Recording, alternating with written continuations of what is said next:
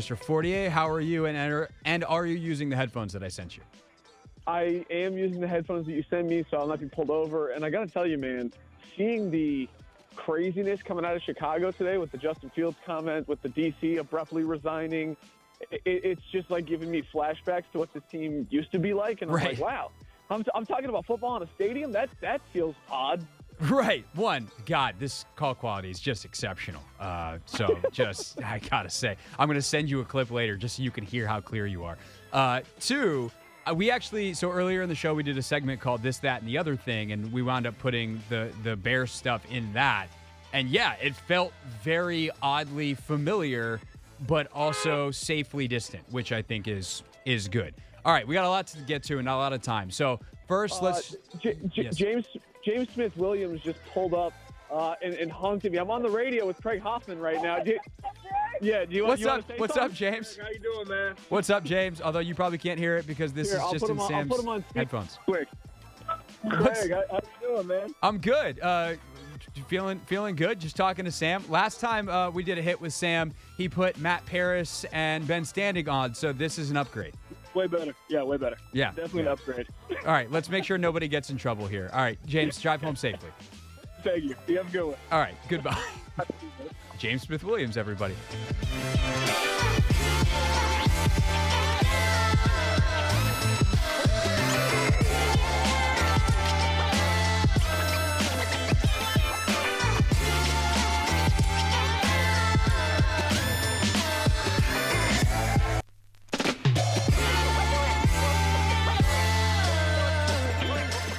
I mean, that's been an ongoing bit. Oh, okay. I think Travis Kelce's got the best bit of all. He's just dating Taylor Swift. So, forget the lyrics. and then we got our guy Ian Eagle talking about Travis Kelce finding blank space in the end zone. Now, that's how you do it. By the way, I did follow up. For those of you that listened to the end of the show on Monday, we said we're going to have to investigate. Was that, did Noah Eagle feed Ian, his dad, the lyric? I texted Ian, and I was like, we might have to have you on the show to do this. And he's like, there's nothing to investigate. I'm just a Swiftie. Ooh, okay. And I was like, oh, well, there goes the segment idea, Ian. Did you see Jason Kelce confirm the rumors, though? Yes, he kind of did on WIP today, which is very silly. Jason, your podcast is very good and very successful. If you're going to confirm the biggest rumor in the celebrity world, exactly, don't do it on, do it on a radio show, obviously. Don't do it on a radio show. Do it on your own podcast, you moron. I'm just kidding, Jason. You're definitely not a moron. Jason Kelce, not a moron. It was just not why am I doing... Let's keep going with the comments.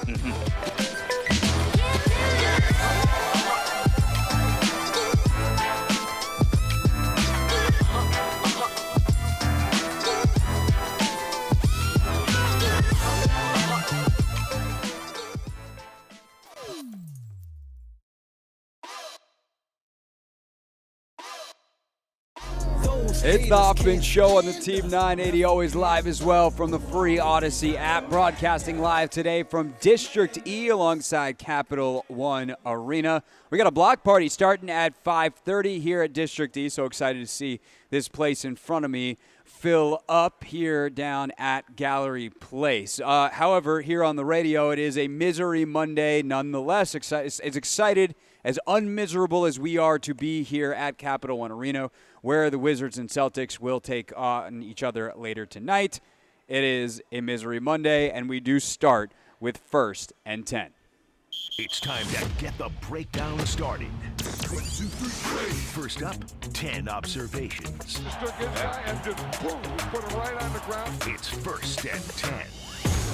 Oh, boy, the Commanders. This 38-31 loss comes down to a very simple thing. That is that the Washington Commanders are not a good football team, and the Philadelphia Eagles are. Good teams make plays. Good teams finish. Average teams, bad teams, they don't. And the Philadelphia Eagles are a really good team. This, it's a game of about 130, 140 plays.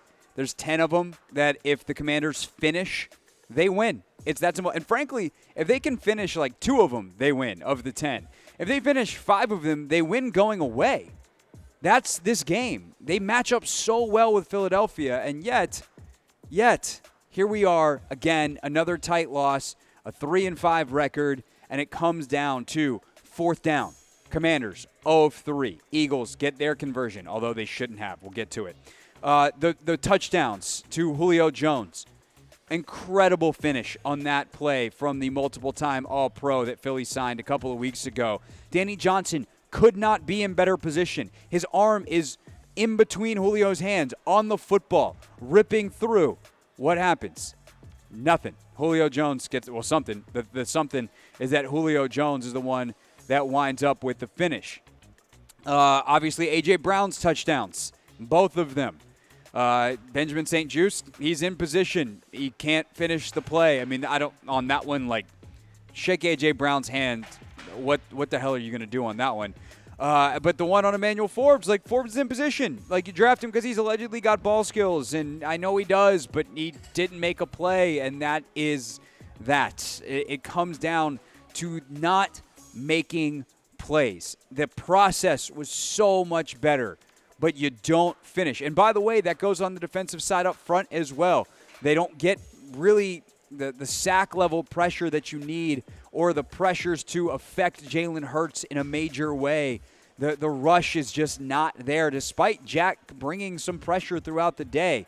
But in a game where you win time of possession, you win total yardage, you hold the opposing team that wants to run the football to 59 yards, and you still lose.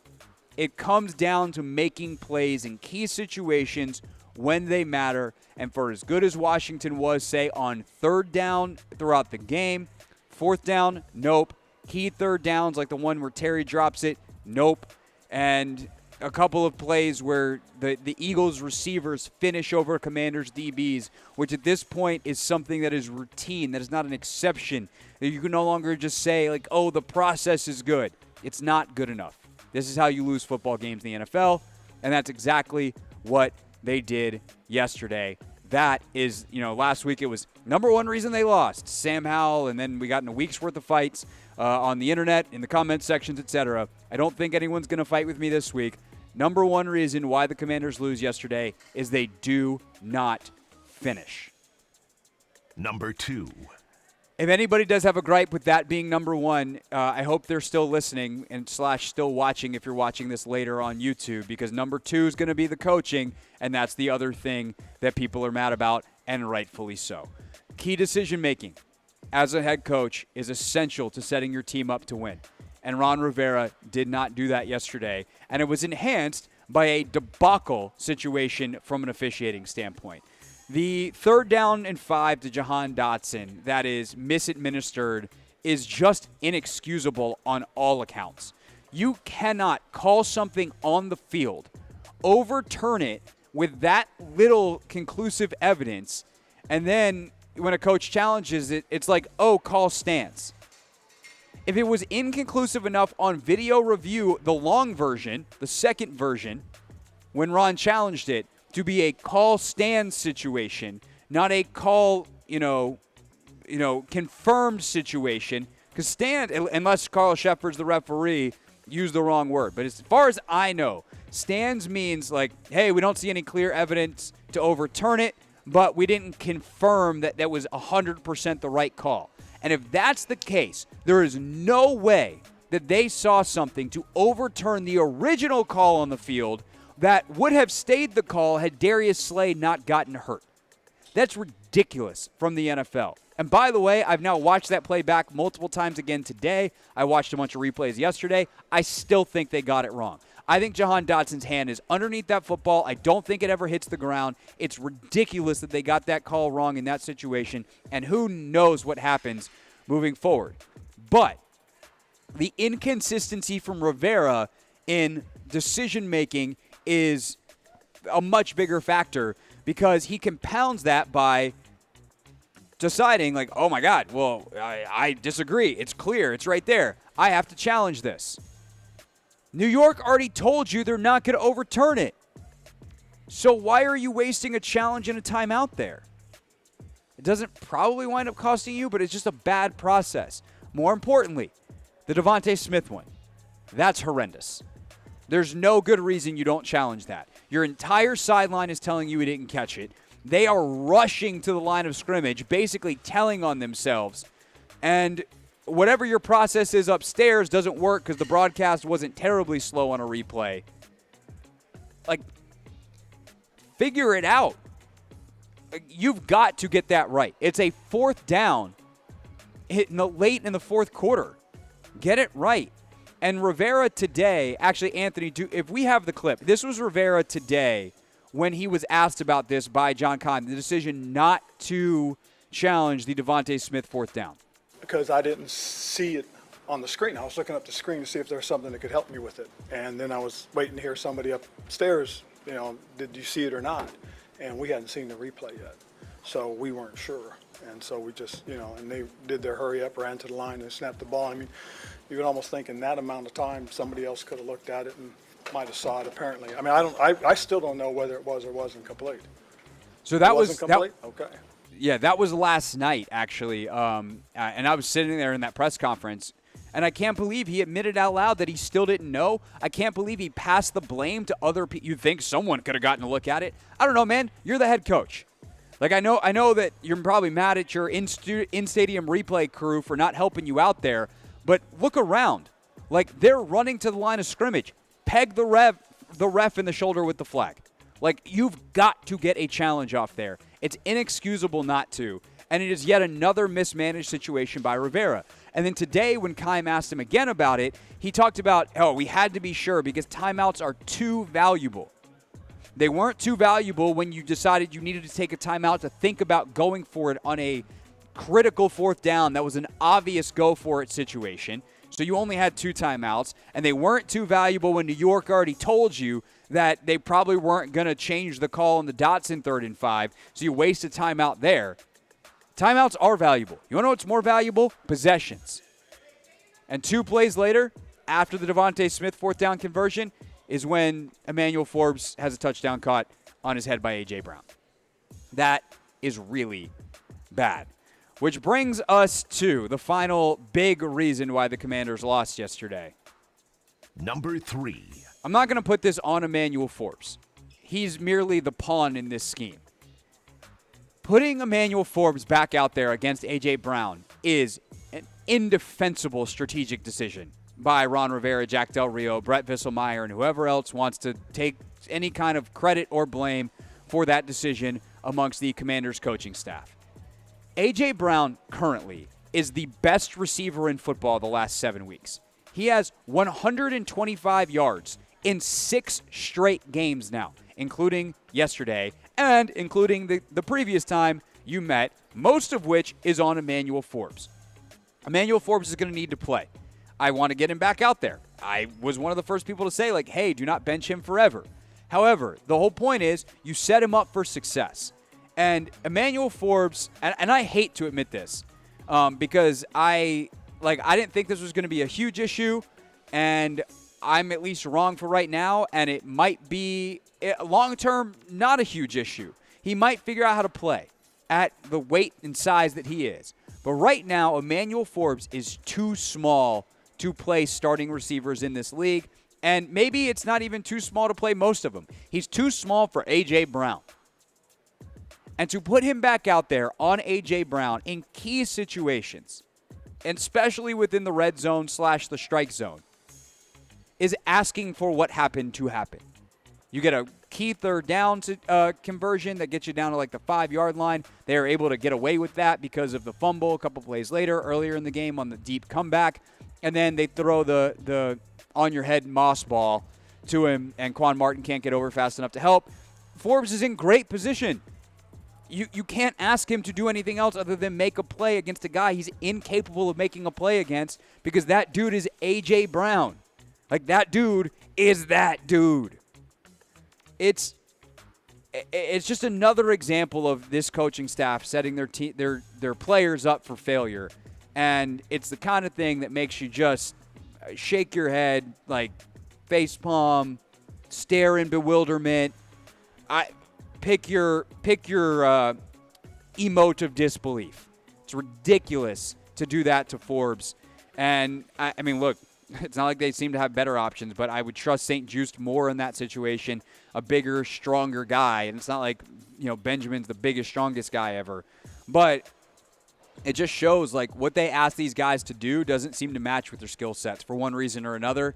And that kind of speaks to the larger global level problem of this is a team that seems to be built for one thing and asked to do another, or they're just not well built at all. And these players actually, even though the process is good sometimes, like, they don't have the playmaking skills to make up for it. They don't have playmakers on that side of the ball. Like, plain and simple. Jamin Davis seems to be the guy. But even, Jerron Payne, a guy. But on the back end, they don't have those guys. They have a bunch of really solid football players who are very good at being in position to be the wrong guy on the poster, which sucks because, like, they're smart. They try really hard. They battle. They fight. I know St. Juste was talking last night in the locker room about how frustrated he was that he doesn't feel like he can do more because every time he does, he gets flagged. But that's life. That's life in the NFL for a DB these days, and other teams have figured it out. So how's this team going to figure it out? If they don't, they're just going to keep losing games exactly like this. It's the Hoffman Show. We're on the Team 980. We're always live as well on the free Odyssey app. There was obviously a lot of good from this game, especially on the offensive side, but it also led me to ask one big question. That's where we pick up 1st and 10 next here on the Team 980.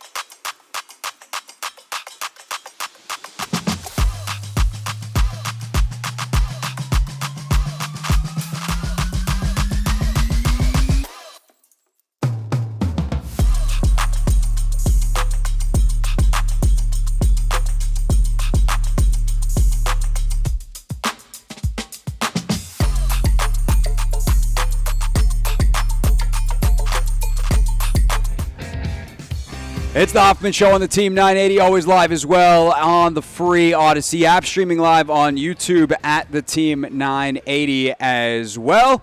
We are live at District E at Capital One Arena. Happy to be here. Happy to be back for another Wizards season. Got plenty of good stuff planned for this season. We'll be here quite a bit. Excited for that. But we continue now on a Monday with 1st and 10. We pick up with number 4. Number 4. Where the heck was this game plan? What we saw yesterday to me was what we saw in training camp, what we thought we'd be seeing the entire season. Realistically, this is how they should have been playing.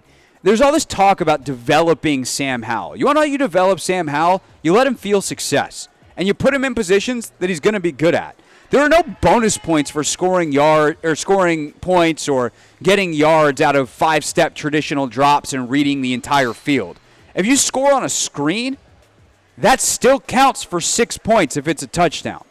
And so I just truly don't understand what the hell took so long to get there. And we talked about this on Take Command last night, and you'll hear Logan's, and that's not really rebuttal, just kind of reality check coming up at 4:30 of sometimes play callers get caught in this very narrow box of things. But at the end of the day, screens, there.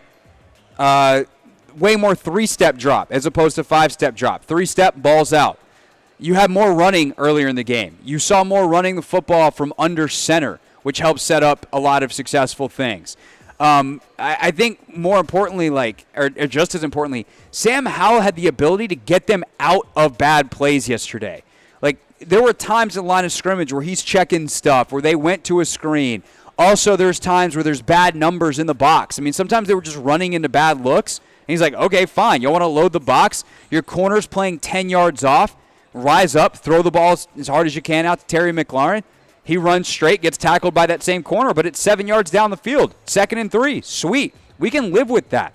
And so I think that, giving Sam that freedom, running some RPOs, getting more detail and variety in the run game, getting some of that end around to De'Ami Brown, it didn't work, but they ran jet motion 7 times in the game, and some of their bigger runs come off of that because the linebackers have to genuinely respect it. And so sometimes the way to make things easier for a quarterback in the NFL, and we talked about this last year with Taylor some, is to actually give him more stuff. It sounds counterintuitive, but if you put a quarterback in a box, they can only operate within that box. And if every tool isn't in your toolbox, you're screwed. Give the quarterback more tools. Bieniemy did a phenomenal job of doing that yesterday. He called a game plan that made the Eagles' defense defend every blade of grass, not just distance-wise, down the field, but they also made him made them defend the width of the field, which created a bunch of space. That was the game plan that I think we've been waiting for all year.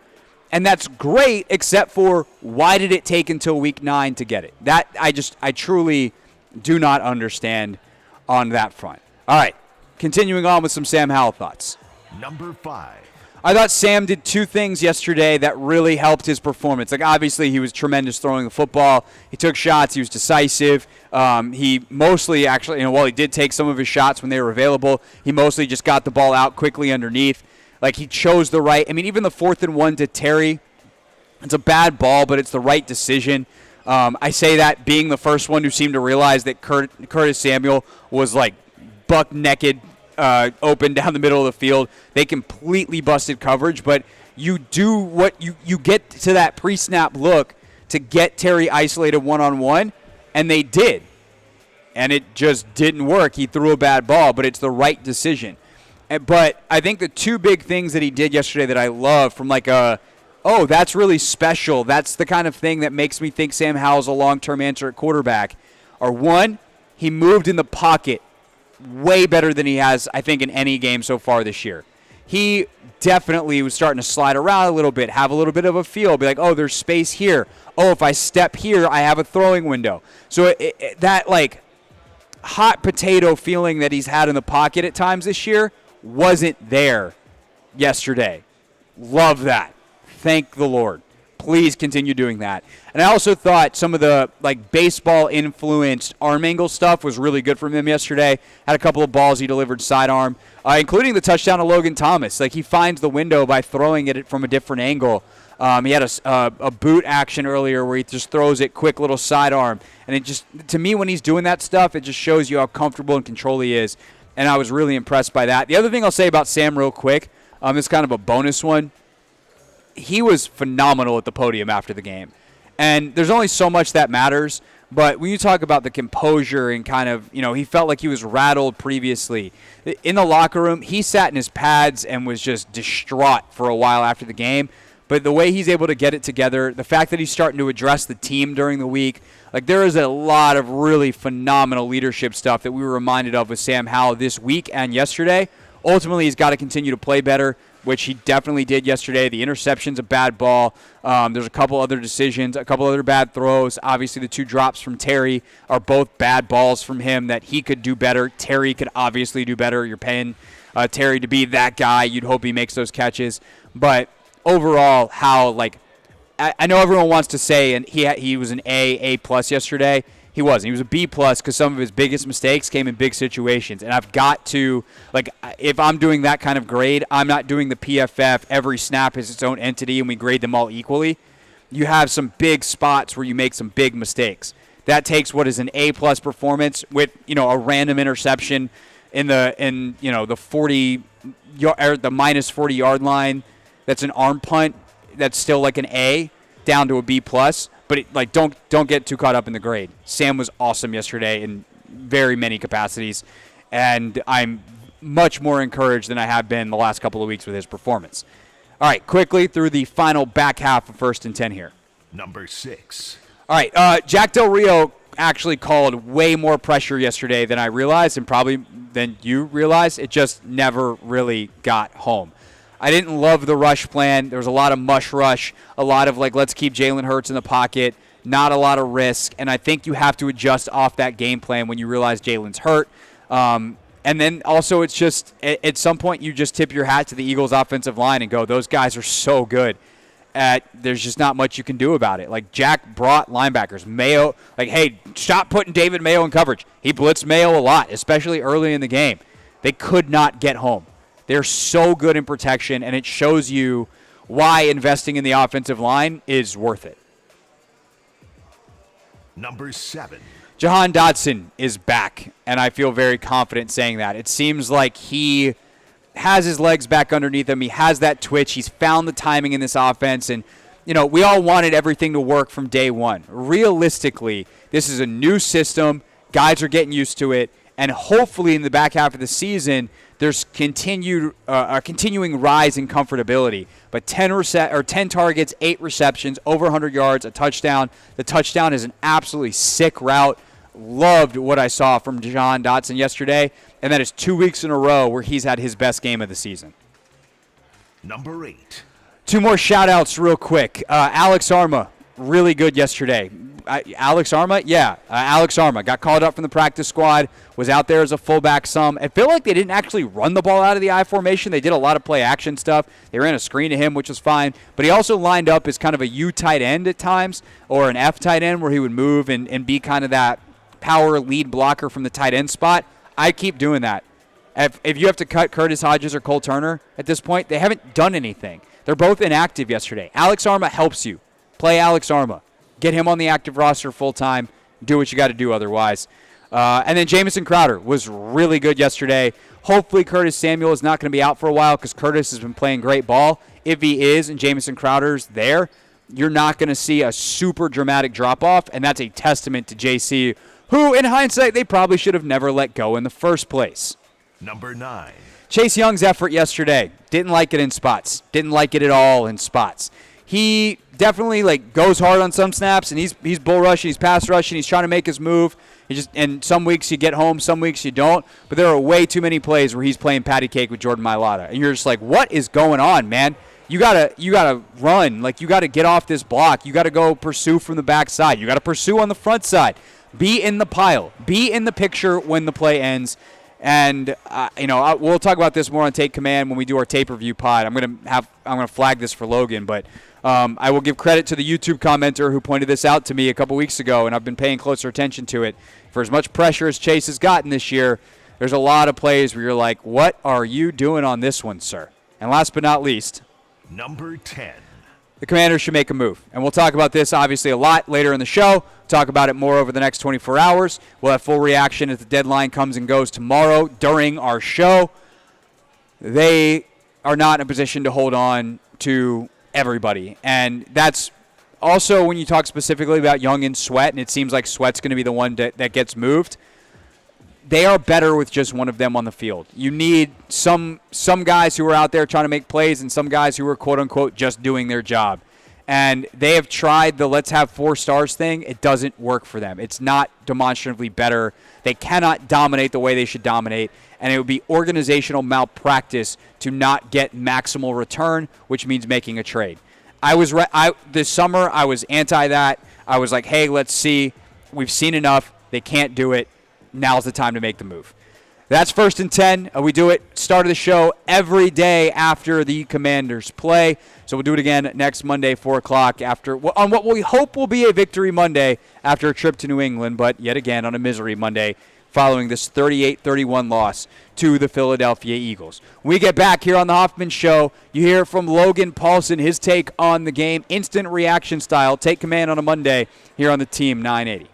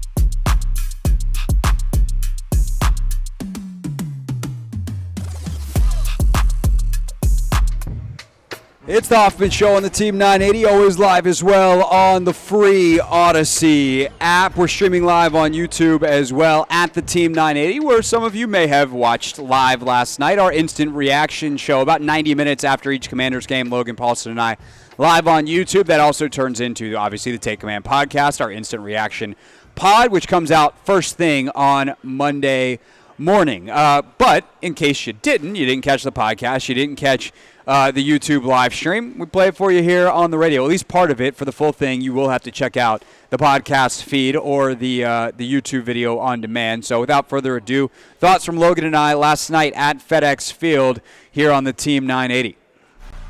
It's time to take command with former NFL tight end Logan Paulsen and former Commanders beat reporter Craig Hoffman. What's up? What's happening from FedEx Field? It's the Instant Reaction Show. Logan Paulsen there, Craig Hoffman here, live with you on YouTube at the Team 980 and at 106.7 The Fan. And we've done 2 shows here this year, Logan. Yes. And after both of them, there have been 38 points on the scoreboard for the other team. This was a very different game, I think, for the Commanders than the loss against the Bills. That one, obviously, a pretty offensive debacle, 38-3. You look at the defense and the 38 they gave up, and we go, well, that's a lot because the offense really didn't give them much of a chance. Today's a bit of a different story. 38-31, offense is in it, some key plays we'll get to, but I think we should start is, like, how did this defense go, back from a team that played really well the last couple of weeks against Atlanta, bend but didn't break, Giants pretty dominant throughout much of the game, to giving up 38 to a much better football team, but 38's a big number. Yeah, I think the thing that sticks out to me about it is, like, when they play good quarterbacks, you see this kind of offensive production from them. When you see elite wide receivers coupled with elite quarterbacks, you're going to see this kind of production. So in the pregame show, this was kind of what I was expecting, honestly. Like, I knew there was going to be chunks to A.J. Brown, Devontae Smith. All I was hoping was that they were going to be able to manage kind of the explosive element of this offense from a mental mistake standpoint. So when you look at the touchdown to Devontae Smith late, where there's obviously some type of miscommunication in the back end, that's the stuff that you got to avoid, because I think you saw kind of when they have to go on these long drives, they don't do it all the time, but they'll turn the football over, right? You got two fumbles, which is great, able to kind of get out of a bad situation, especially down here in the red zone. So this is kind of what I was expecting. I thought the defensive line played a little bit better than I was expecting, honestly. I thought they did a great job stopping the run. I thought they were more active in terms of rushing the passer. They ended up with 2 sacks today. I thought they flushed him quite a bit. I think the other thing that sticks out is just how good that offensive line is and how dynamic Jalen Hurts is, like, outside the pocket as a thrower, in terms of extending plays. And when he breaks contain, how hard that is on the back end to manage. So I know people are going to crucify the defense, and some of that's warranted 100%. But this is kind of what, I don't know, when a team has Jalen Hurts, when they have A.J. Brown, who right now is playing like a top 5 wide receiver in the NFL. Right now he's playing like a top 1 receiver in the NFL. He's got 6 straight games of 125 or more. He's playing good football for sure. So this is, again, you just got to manage his damage. And for him to get 130, 9 for 130, that's kind of what you're hoping for at this point. And it's the other mistakes that I think hurt you more, the coverage bust specifically, and that's tough. That's tough football. Yeah, I mean, I think the problem is there's only so many weeks in a row for me that you can just go like, hey, they're in great position. Like, eventually and I don't know what the solution is other than in the offseason, like, do you look to get different players that if the problem is the same and they're always in position and they don't have the ball skills, like, what is it, a technique thing with how they're teaching the catch point? Is it the players themselves? Like, I don't know. It's tough. And, you draft Emmanuel Forbes because he's got the ball skills, and there he is in one-on-one situations again, getting burned by A.J. Brown. And, like, that's not me, like, assigning blame or trying to be mean to anybody. It's just, like, eventually someone's got to make a play. You can't keep being in the picture, like I said in the pregame, on the wrong end of the poster. Right. Eventually, like, go make your own poster. And, we talked to Kendall Fuller afterwards in the locker room, and he made a good point that often, as a DB, and you made this point pregame too, like, you make a play as a DB, you get the pass breakup, no one really remembers it unless it's a pick. But today it would have been nice because a lot of those wound up being the touchdowns, and then obviously you have the coverage bust on top of it. Yeah, and I think that's a hard thing to say, is because I think, like, if I was a coach and if I was coaching defense, I'd be like, this is what I want. You're in the right position, and it's just about finishing. And A.J. Brown is one of the better finishers in football at the moment, and you got to kind of deal with that. I think, again, I go back to the things that are within the control of the team. It's the coverage bust, right? And everyone says that 38's a big number. It is a big number, but there's an interception late, kind of giving you that ball inside the 20. Then they go for it on 4th down, inside the 20 that leads to 14 points.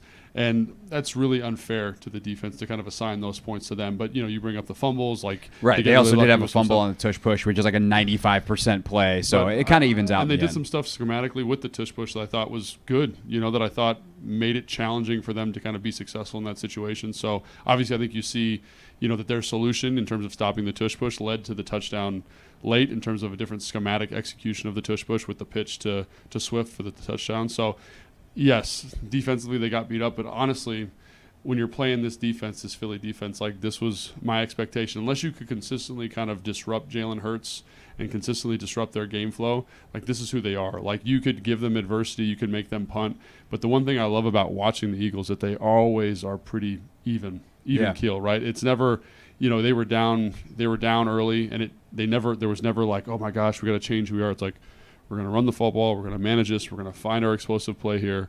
We're going to make plays when we have to, and that's what they did. And it is, it's like watching a snake eat a mouse a little bit. It's like they got you, and you feel like you're in a good position, but they just slowly kind of asphyxiate you and leads to a bad deal there. So you said the D-line you thought actually played pretty well. Better than the first matchup, I thought. Okay, I'm curious what happens when we go back and watch the tape, because I think also, this might be the kind of thing where in the moment we almost have a better feel for it than when you watch the tape and you kind of strip away some of the emotional context of the game. Mm-hmm. I feel like in big spots, some of the times where these DBs get beat down the field, there are some big plays where there's just not any pressure. Mm-hmm. And part of that is Del Rio as a play caller didn't seem to want to heat Hurts up, didn't want to bring extra blitzers unless I missed something. But it also seemed like a strategic decision in some of those spots because of exactly what you said. Hurts is so good at getting out of the pocket. He runs around, he makes plays, even banged up. He clearly didn't want to run today, but he did make throws on the run. Sure. They kind of mush rushed.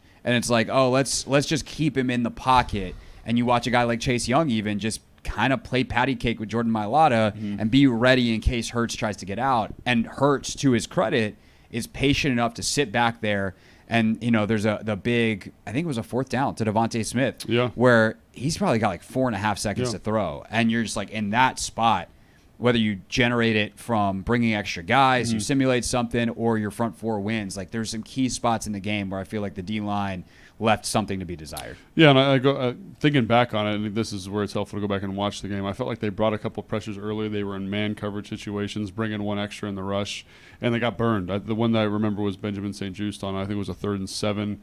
A.J. Brown's running an out, kind of gets beat, ends up being like a 20-yard gain. That'll get you out of stuff that you want to do. And I think when you look at you mentioned the mush rush, the way the offensive line, that specifically the tackles set, is they're inviting a bull. They want you to bull them so they can kind of clamp you down and sit you in this position. And that's just because those two guys are so good. They're very good. Like Jordan Mailata and Lane Johnson can absorb pretty much any bull rush in the league. 100%. And I think, Mailata's, when you're, 400 pounds, 415, like that's a good way to set. Like that's advisable. And you have the feet to do it, like get it done. So I think there's a little bit of that going on there. Stylistically, that's who they want to be. But also, like that's who they are. That's like their trump card. You watch them against any team. And that's how they win, right? They set well enough. Jalen Hurts pats the ball back there. We talked about how long he takes to throw the football, and that's what happens. Guys get open down the field, and one of the things the Jets did is they were very consistent with their pressure, and they were okay, honestly, with getting burned a little bit because it was going to generate this pressure. And I felt like Jack got out of it a little bit later in the game, and rightly or wrongly, I thought they did a good job flushing him off the spot better than they did the first time they played. But, again, you got to complete some of those plays. So it kind of goes in line with what you're saying with the DBs. Like, yes, you were more effective in terms of generating pressure this game, which is important, obviously. But I think the other thing is, like, you got to finish some of that stuff. And you end up with 2 sacks, which is one more than you had last time. And a lot of pressures where he's off the spot, throwing the ball away, all that kind of stuff. Great. But, got to finish that stuff, and you got to finish in the back end. And really, I think that's probably what I would say, outside a couple mental mistakes, are the defining adjective of the game, the defining verb of the game for the defense is just got to finish better, Yeah, which is tough, but that's the difference in the league. Like I think I had this conversation with multiple people today. Friends texting whatever about the game, and it's like good teams make plays. Mediocre teams make some plays, bad teams don't make any. Yeah. And this team was kind of in the middle, and the Eagles are really good, and they made a lot more plays. They're so, very talented. You're right there. It's 5 to 10 plays where do you actually make the play and finish it? And they did. A.J. Brown, finisher. and on the receiving end of those is St. Juice, Forbes, whatever. And Jalen Hurts is a finisher too. I think that's the other thing is like when you look back, like we were doing the post game show, I was talking with B. Mitch and Brian, the host of the show, and the thing that comes out is when you watch the film back, I bet you kind of feel like, man, this isn't that bad, outside of 6 plays offensively, 6 plays defensively. But and those games are so frustrating because as a coach, as a player, like, man, we are this close, but that team, because they're so good, they get those opportunities. But that's the thing is like you play that game 10 times and the same team makes those plays 7-8 times. 100%. And that's where I think teams get in trouble is they convince themselves that they're so close. And then realistically, it's like, no, that would happen again the next time because that's who that team is who's played in the Super Bowl last year. Yeah, and I think like that's how they win games. Like they've had some ugly games, and we talked about this on the podcast, on the pregame show. One of the things that is definitive about that group is they can beat you in multiple ways. They never get outside their comfort zone. The defense that's not a great defense, I don't think. I think the defensive line's good, but in the back end, leaves something to be desired at this point. And they are just methodical. They're okay. Oh, we gave them a point. Like, we'll batten down. We'll get a 3 and out here. And they kind of pick. It's not like they're picking their spots, but they make enough plays offensively and defensively.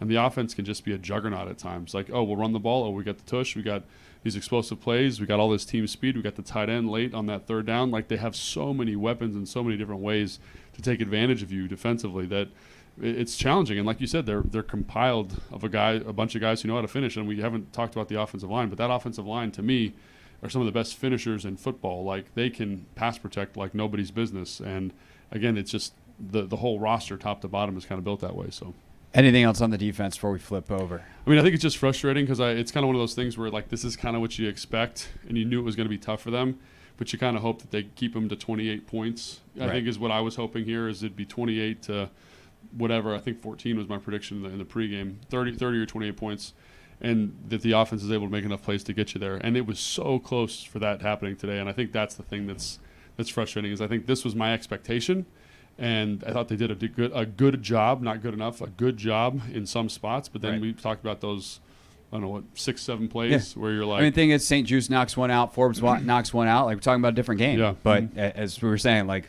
That's why they're them. That's why they do their thing. And that's why the Commanders are currently where they are at 3-5. All right, let's talk about the offense, and then there's a couple key coaching decisions that are tough for Rivera, and we can talk through them, including one that I think they have a very legitimate gripe on in terms of the incompletion of Jahan Dotson. But obviously, to me, there's a couple key plays in this game where they look to Terry, and one of them, like. I don't know if you saw how open Curtis Samuel was on that 4th down.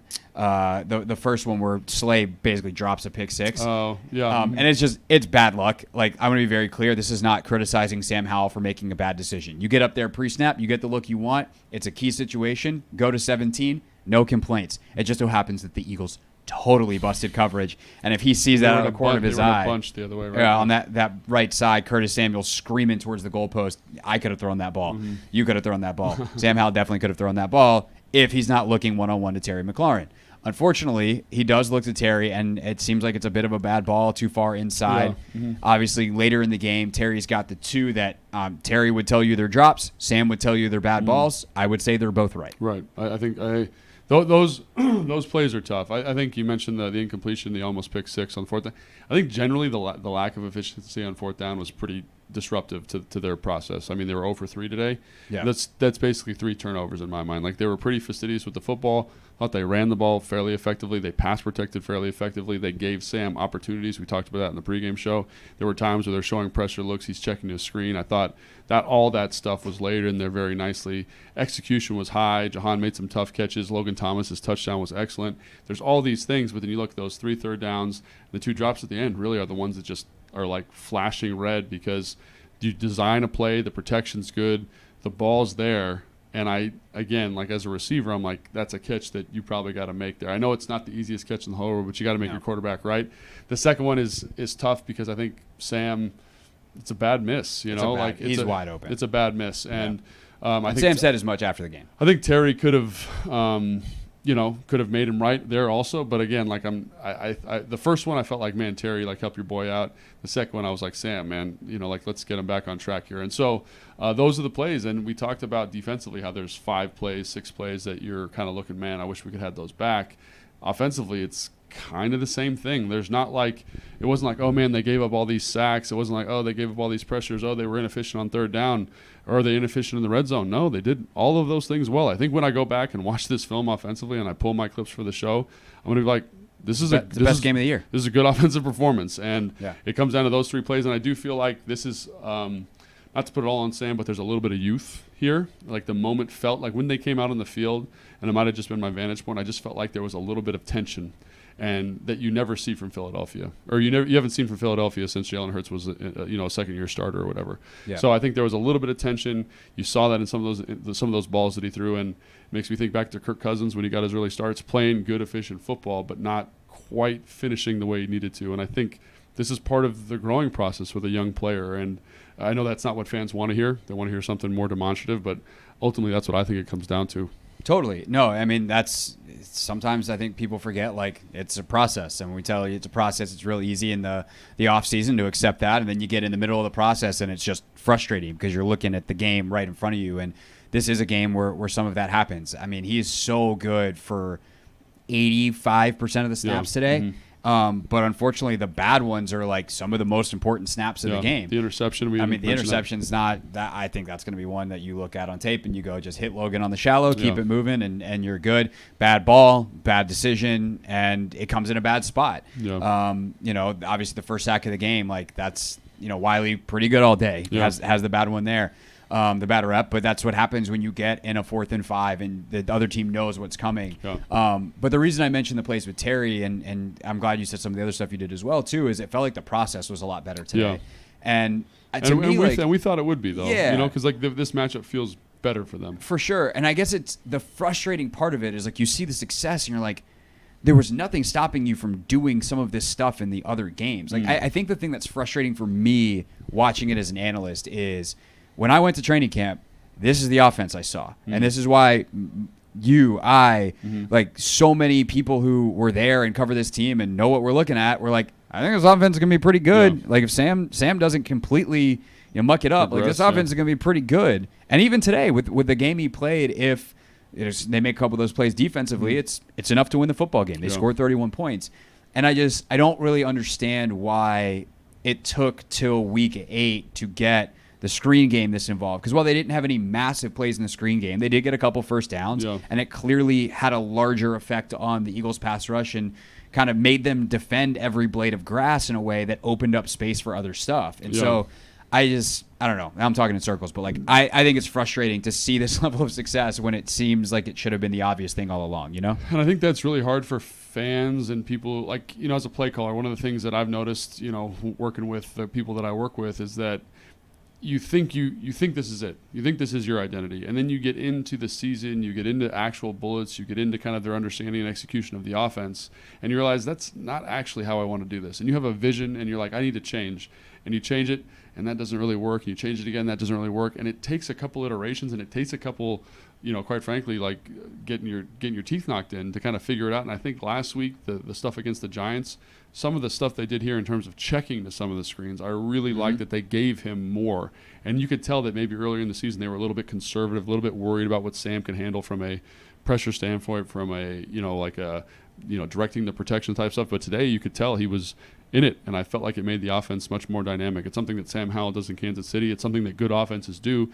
And so maybe it just took an experience like that to say, hey, actually, we need him to do that. We need him to get to this point because the offense needs to blossom a little bit more. And I think that's kind of what you saw. And this is again gonna sound crazy, but you need those teeth. You need those teeth like bloodied and kicked in sometimes to come to that conclusion. And I know that's not what fans want to hear because your coaches are literally, it's like right in front of their face. They can't see anything. And so when something terrible happens, it's like, like we actually need this feature badly. So let's make it happen. And then you push that harder, you coach it harder. And I think this is the result. So credit to the staff. Again, like it's hard to kind of say, like, even with Kyle. When Kyle came in here, it wasn't the offense that it was in 2012 or 2013. Right. It grew up and changed a lot. So I think that's something that's important for people to understand. I know it's frustrating. I'm frustrated by it too.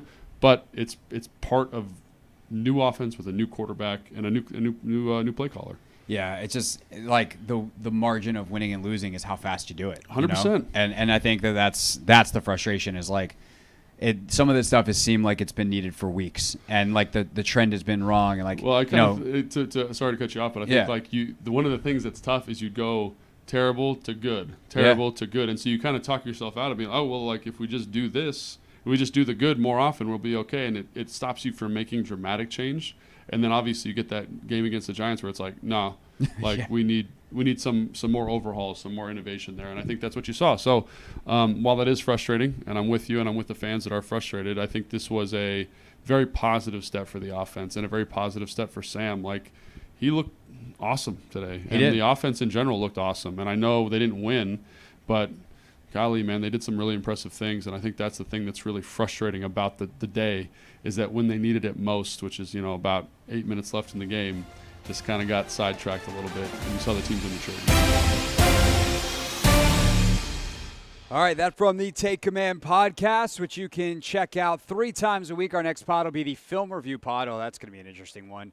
From this week, that'll come out Wednesday morning. Subscribe wherever you get your podcasts. And, of course, you can catch the Take Command pregame show Sundays here on the Team 980 along with Logan Paulson. I host that live from Tap Sports Bar at MGM National Harbor. Today, we are live here at District E. If you're watching on YouTube, you can see Gallery Place here behind me. Fans starting to line up to get into the block party that starts at 5:30 here at District E. So come down, hang out, say what's up, and then check these Celtics and Wizards out tonight right there at Capital One Arena. Of course, you'll hear that here on the Team 980 pregame 6:45. Dave Johnson joins us from the broadcast booth at 6:15. Next, though, Michael Phillips joins us on a Misery Monday on the Team 980.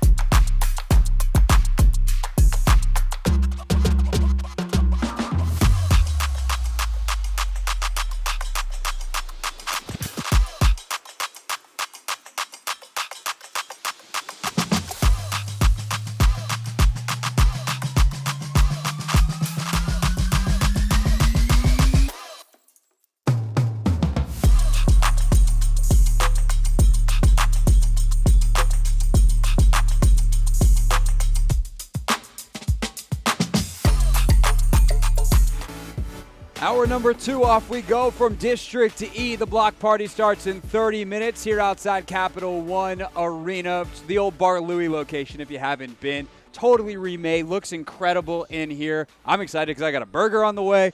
So District E, come hang out with us. They got a live DJ. There's drinks. There's food. And everybody's getting ready for the big matchup tonight between the Celtics and the Wizards. Of course, here on the radio, though, our eyes mostly on what happened at FedEx Field yesterday. And at 5 o'clock on a Monday, that means Michael Phillips and not my beat. Today's top story from the perspective of someone who's there. You are looking live. This just in. Not my beat. Michael, of course, host of MP on the Mic, 10 a.m. to noon, 9:10 The Fan in Richmond, which you can listen to on the free Odyssey app, and also writing in the Washington Times for the rest of the season. Michael, did you feel like Matt Paris yesterday? Well, everybody could hear my question, so I'm still working on the voice. It was actually my first time doing a game alongside Tom Lavero, so that was fun, and got to mix up my colleagues. I've been working with Paul Woody for so long at the Times Dispatch, and I got to I switched seats in the press box. I was right there down by you, so had a great view of the action. Got to listen to Chris Russell's recaps of the drives after the drive, so I felt particularly well informed. I would have to say it was a seat upgrade all in all. There you go. Welcome to the fun side of the press box. That's exactly what we have over. I used to sit like literally right in front of me. You actually didn't move that far. All right, let's get to what happened on the field as opposed to just a full 15 minutes full of bits, which we are, to be clear, fully capable of. To me, the biggest reason why they lost yesterday is the Eagles are a team that finishes. The Commanders are not. What do you make of that assessment? Well, it's true. It's what happened. I think the Eagles are also a better team. I think they have, who I would consider the best wide receiver in all of football right now in A.J. Brown, and he made a catch worthy of that distinction yesterday. Not to disparage Terry McLaurin. I love Terry McLaurin, but A.J. Brown's just in a different league right now, playing at a different level. I think defensively the Eagles were able to show up and get the pressure and make the plays when it mattered. So it's hard to dispute the crunch time narrative, given that the Commanders held the lead, held them at arm's length the whole way, then faded at the finish. I think that does oversimplify as well in the sense that Philly had the 2 turnovers inside the 3-yard line early. Could have been a different game at various junctures. No, that is true. And what I mean by finish, to be clear, is not just the crunch time, though. It's like, the ball's in the air. A.J. Brown comes down with it. Benjamin St-Juste and Emmanuel Forbes do not. Julio Jones comes down with it. Danny Johnson does not. And it gets to a point where I think you have to stop complimenting them for being in position, and you just have to wonder aloud, like, how do they make the play? Is that just a personnel issue, or like can you coach that? I don't know what the answer is, Michael, but I'm kind of tired of seeing burgundy and gold-clad men on the wrong side of posters.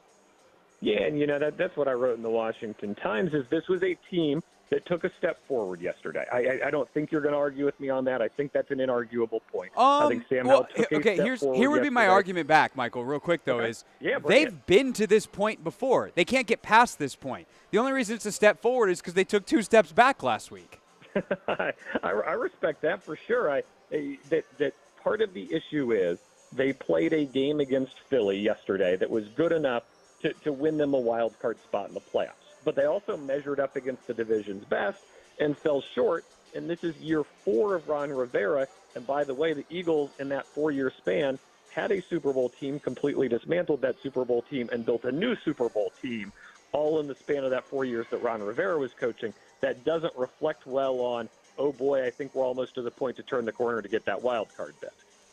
Right. No, 100%. And that's why I just have a hard time saying, like, it's a step forward. It's like, this. If yesterday happened in year 1 of a coaching tenure, and in some ways, like, it is year 1 of something if Sam Howell turns out to be a something. So I don't want to totally dismiss that in an attempt to be extremely objective and fair. But if that happens in year 1 of a coach's tenure as opposed to year 4, okay, but like this is a point they've been at. They've been competing for the 7th seed for a long time. And I was listening to you as I was driving down here to Gallery Place earlier with B. Mitch and Finley, and I thought you phrased it really well of like, Josh Harris didn't buy this thing to compete for the 7th seed. And especially when outside of 2019, where it all went sideways for Jay, that's what the last administration did anyways. Yeah, I think now's when we divide this into two separate conversations, right? So I think Sam Howell is conversation one. Do you have the quarterback of the future? And I'll come back with Sam Howell looked better yesterday than he looked even 3 weeks ago when he was dealing against Philadelphia in Philly. I thought he was sharp, he was precise, stepped into his throws really well. There were misses. He's not a finished product, and if you were to say, grade him, is he an NFL quarterback of the future or not off of that game, I think most evaluators would come back with no, he needs work, but he's going to receive 9 weeks to do that work. So he's a work in progress. The second conversation, Craig, is the defense. And the defense was unacceptably bad yesterday, and I think that's what you were getting at in noting that the Eagles finished plays on these guys. These guys have talent. These guys have the cohesion. Well, I guess I shouldn't say they have talent. These guys are perceived to have talent. These guys have the cohesion of having played together. These guys have experienced coaches who should be able to put them in positions to win at this point. They did not do any of those things. Well, I think that's like the really frustrating thing is like, how do you define position to win? Like, they're in position. They're just on the wrong side of the poster. Like, they keep getting mossed. And after 9 weeks / 3 years in 9 weeks, it's just like, what are we doing here? Like, clearly there's something from a technique or a skill set that they should be valuing more standpoint that isn't connecting. We can circle back to the defense because I want to talk about the trade deadline in a second, and obviously that's centering around the two edge guys. But on Sam, if we were to take Sam and say he was a first-round rookie quarterback, would you be happy with his 9 games that he's put on tape so far this year? Because if so, or his 8 games, 9 games total counting the Dallas game, because if so, I think that's actually pretty encouraging because he's a second-year player versus a rookie, a fifth-rounder versus a first-rounder. At the end of the day, this is a young quarterback. This is a process. What do we make of the process through 9 games? And what does that inform us about kind of where we are moving forward? Yeah, I think at the halfway point, I think there are lots of reasons to feel good. I think we've seen that his arm can hang at the NFL level, and I think we've seen that he can adjust at the NFL level. I think one of the most encouraging things to me yesterday was he learned from the first Philly game. He learned from the Giants game. He definitely put things into play yesterday that shows he's paying attention. We talked about this over the years. We've talked about this with a lot of players, right? They said, man, I'm watching film 15 hours a day. Why can't I figure this out? You're working harder, not smarter, right? These guys are watching the film, but they don't know what they're watching, and they're not absorbing it, and they're not getting the coaching. With Sam Howell, and he's getting coaching too, so I'm not going to say this is all him, but at least some of it, he appears very capable of seeing something once, recognizing it, absorbing it, and not making that mistake again or adjusting the second time. I think that's super encouraging. I think also you continue to see the flaws there that make you say, if you had to make the decision today, you'd probably bring in another quarterback next year and push him, keep him on the roster, but bring in another rookie and keep working. You wouldn't crown him or, name him or anything. But that's why I love that we've still got half the season left. I am worried about Sunday. I know this is the Monday show. We're not supposed to talk about next week yet, but we've got the greatest defensive coach of all time about to draw some stuff up to take this guy on with. I am worried about that, but I'm also bullish that this guy could go on a little November run. Ron Rivera teams go on November runs. I think Sam Howell's in position to go on a November run, and I think we could really see him blossom over the next month. No, I mean, I'm terrified of this weekend. Belichick destroys young quarterbacks. I don't think he's ever lost to a rookie. I'm not, like, in 20 years of being with the Patriots. Like, he just absolutely bamboozles them. And unlike Philly, who's like, we're going to stick with what we do, Belichick doesn't have a what we do defensively. He's just going to figure out what they do bad. And, like, the offensive line, which seemed to play better yesterday, I think is going to have a much tougher time against worse talent because Philly didn't really challenge them with a ton of stunts and twists and games up front. They kind of played it straight, and the offensive line more or less held up. I think Belichick's going to put a ton on them next week, and it's going to be a real test of, like, how much freedom does Sam Howell have to get them in the right play? Does he actually know what that looks like? Can the offensive line do the communicating and the blocking in the way that they need to? Because it could look very Giantsy, and that's not a good thing. Not a good thing. don't go full Giants. No, never go full Giants. Never go full Giants. I agree with all of that. I think Tyler Larson did a good job yesterday. We'll go into the tape over the course of the week. The Chris Paul mistakes, I think, were really noticeable and bad, the penalties.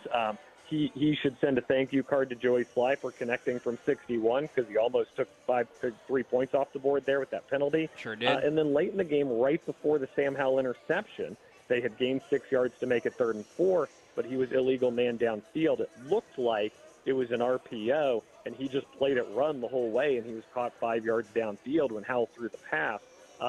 I don't know if that's on the communication, on whatever it is, but that's a pretty bad mistake to make at that juncture of the game. So I think there's definitely still work to be done there. I don't think you can declare mission accomplished. The offensive line is fixed by any stretch. Speaking of old Ron Rivera, Michael Phillips with us here on the Hoffman Show, MP on the mic, 10 a.m. to noon on 910 The Fan in Richmond and the free Odyssey app. Do you feel any better or worse about the coaching decisions yesterday in regards to challenges and timeout usage than you did walking out of FedEx Field last night after hearing Rivera speak earlier this afternoon? I don't feel good, Craig. I don't feel good. There's situational awareness, right? Like Ron Rivera is wired that, you've got the input and you've got the output. And the input is wait for them to see the replay, tell you whether or not to challenge, and then you challenge. And that's correct on a majority of plays, right? If that's a 3rd down play, you are correct to not challenge it. You are correct to let the Eagles run to the line most of the time. Because if you challenge it and it's a wasted challenge, you've lost a timeout in the second half. Those are valuable. And they're probably going to get on 4th down anyway. They're a good team. You have to know the stakes, though. It's 4th down. Possession is on the line. And you have to trust your team. Everybody standing there who saw it, who said, get that flag out and throw it. This is not like sometimes you'll have like a defensive back who like gets beat a little bit. Oh, throw the flag, throw the challenge flag. Like I was totally robbed. You had, not impartial observers, but a lot of observers all telling you to do the same thing in a high leverage situation. That's a situation where you don't wait for the replay. That's a situation where you don't play it safe. You try to get the ball back. You would always use a timeout for a 50-50 chance to get possession of the football from the other team when they're driving in your territory. That's my opinion on that. I also still don't like the way that the league handled the overturning of the incompletion to Jahan Dotson. I don't know if you want to go down that road or not. We don't need to go down the road. I hate it with all of my heart, all of my soul. It's ridiculous. It was mismanaged. It was made worse in terms of the way we felt about it because Carl Sheffer's mic wasn't working. But to Rivera, too, like, don't tell me how valuable your timeouts are, and then you waste one on an obvious go-for-it 4th down situation, which is why you only had 2 timeouts at that point to begin with. So, like, there's just mismanagement all around. League, head coach, everything. We'll leave it there. And I'll ask you about the trade deadline, and then we'll say goodbye for the day. Like, to me, the ideal situation is you trade Young, who's going to be more expensive and hasn't fit quite as well with the 2 interior guys, in my opinion, compared to Sweat. It seems like Sweat's the guy who there are more offers for concretely at this time because teams are worried still about how Young is coming back from the knee injury. Like, what do you do with those 2, and is there anybody else worth mentioning? Well, I don't think I would trade Montez Sweat, and I think I would let the next group figure out how to handle it. You don't want to be in a situation where you get the 3rd and you go, hey, look, we got value for him, and then your next GM comes into the building and says, oh, Montez Sweat, I'd love to have a Montez Sweat. Like, let's get that guy on a long-term deal. There's 2 risk-reward isn't quite there for me on that in terms of what you get versus what you give up, which is the ability of a professional football man, who I hope Josh Harris will hire, to make a professional football evaluation on both of these men's football futures. If you can get something for Chase Young, go for it. Look, the trade deadline is notoriously soft in football. This is not the NBA where trades are like you fire up the trade machine, think of the wildest scenario, and then somehow like they still beat that. That's not really how it works here. I can't imagine the value is going to materialize there. Now, I think the name you have to mention is Jacoby Brissett. Because this is a Sam Howell evaluation season, because we're so far in, I would trade Jacoby Brissett for basically anything at this point. because to me, if Sam Howell gets hurt, it is not a salvageable season. There's no reason to go to Jacoby Brissett. You just play with whoever you got and keep it rolling. I'm aware that may be a minority opinion, though.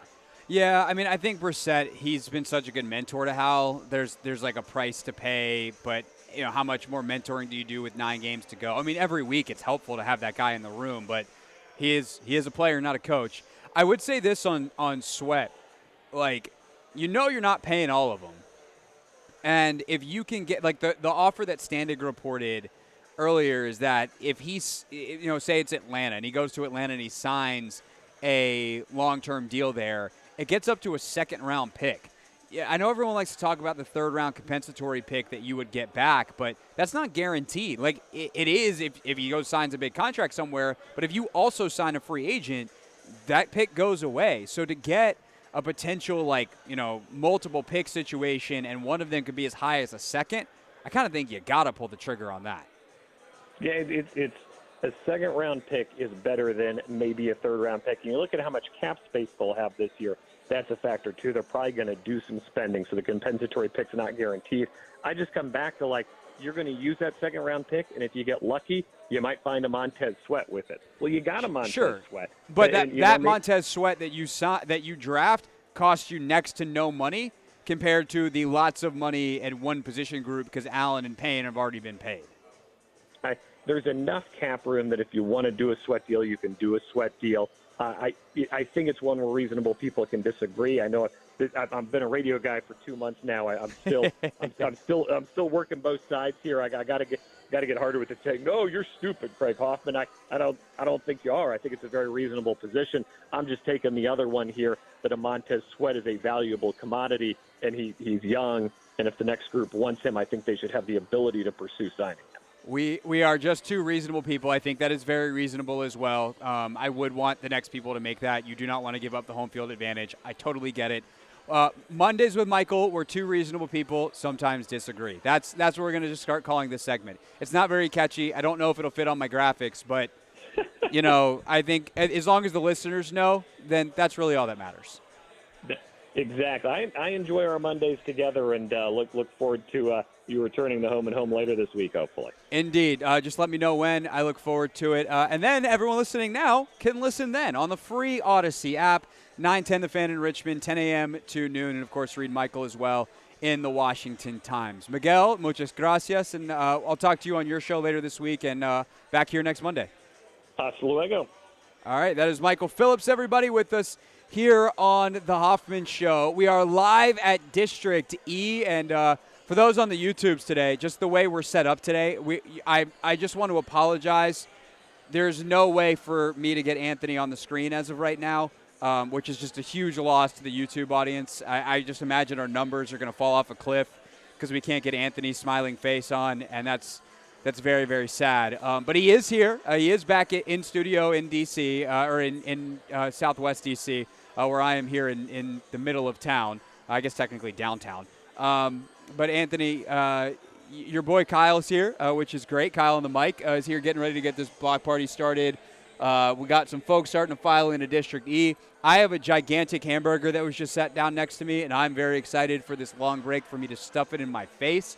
And then we're going to go around the NFL, and I don't think our picks are that much better than last week. I'm very, very nervous about the results of yesterday's games relative to what we thought they would be. I'm in full agreement with your last take. I'm jealous that you're about to devour a burger because I, too, am currently hungry, but I don't have a burger at my expense. That's a tough gig for you. I haven't really had lunch. I did go to the gym right by here and got a nice little smoothie after, but I haven't really had a lunch. I don't know.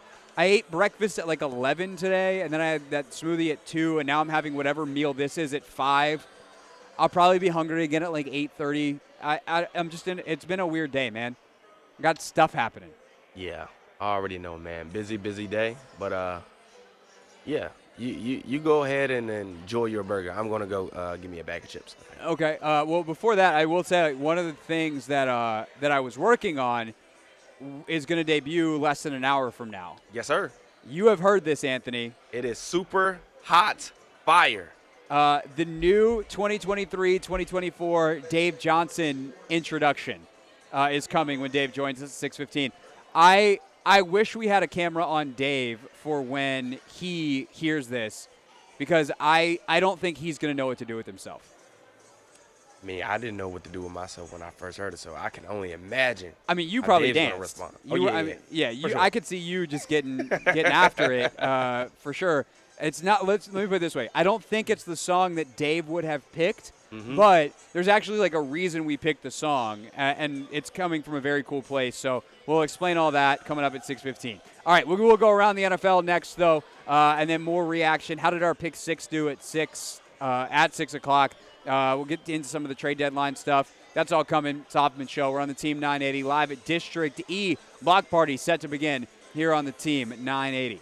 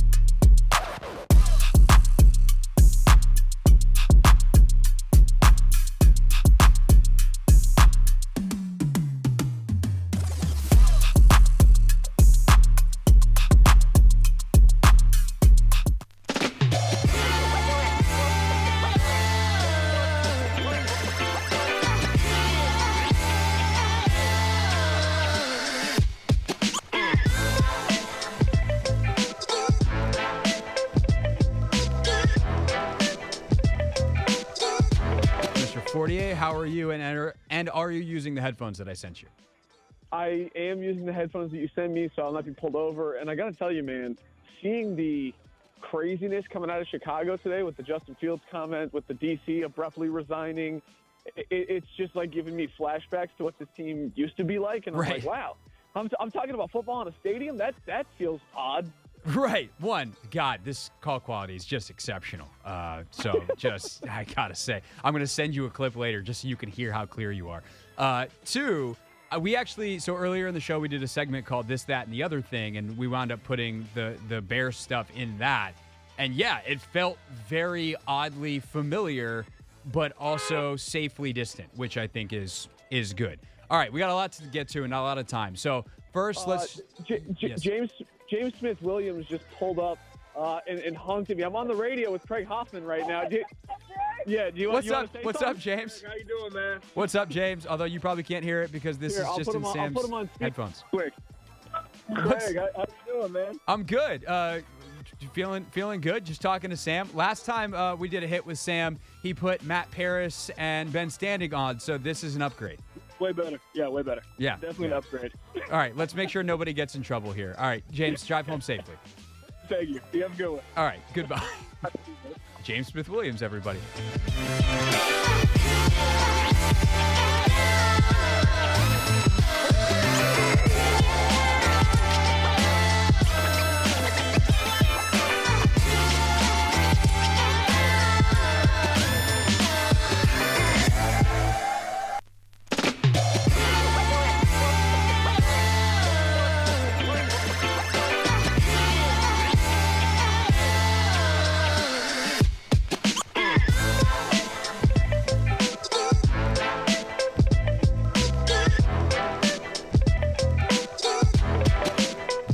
I mean, that's been an ongoing bit. Oh, okay. I think Travis Kelce's got the best bit of all. He's just dating Taylor Swift. So, That you too. know, forget the lyrics.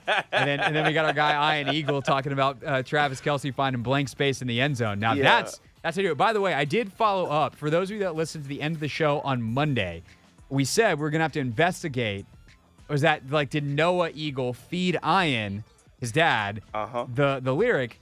I texted Ian, and I was like, we might have to have you on the show to do this. And he's like, there's nothing to investigate. I'm just a Swiftie. Ooh, okay. And I was like, oh, well, there goes the segment idea, Ian.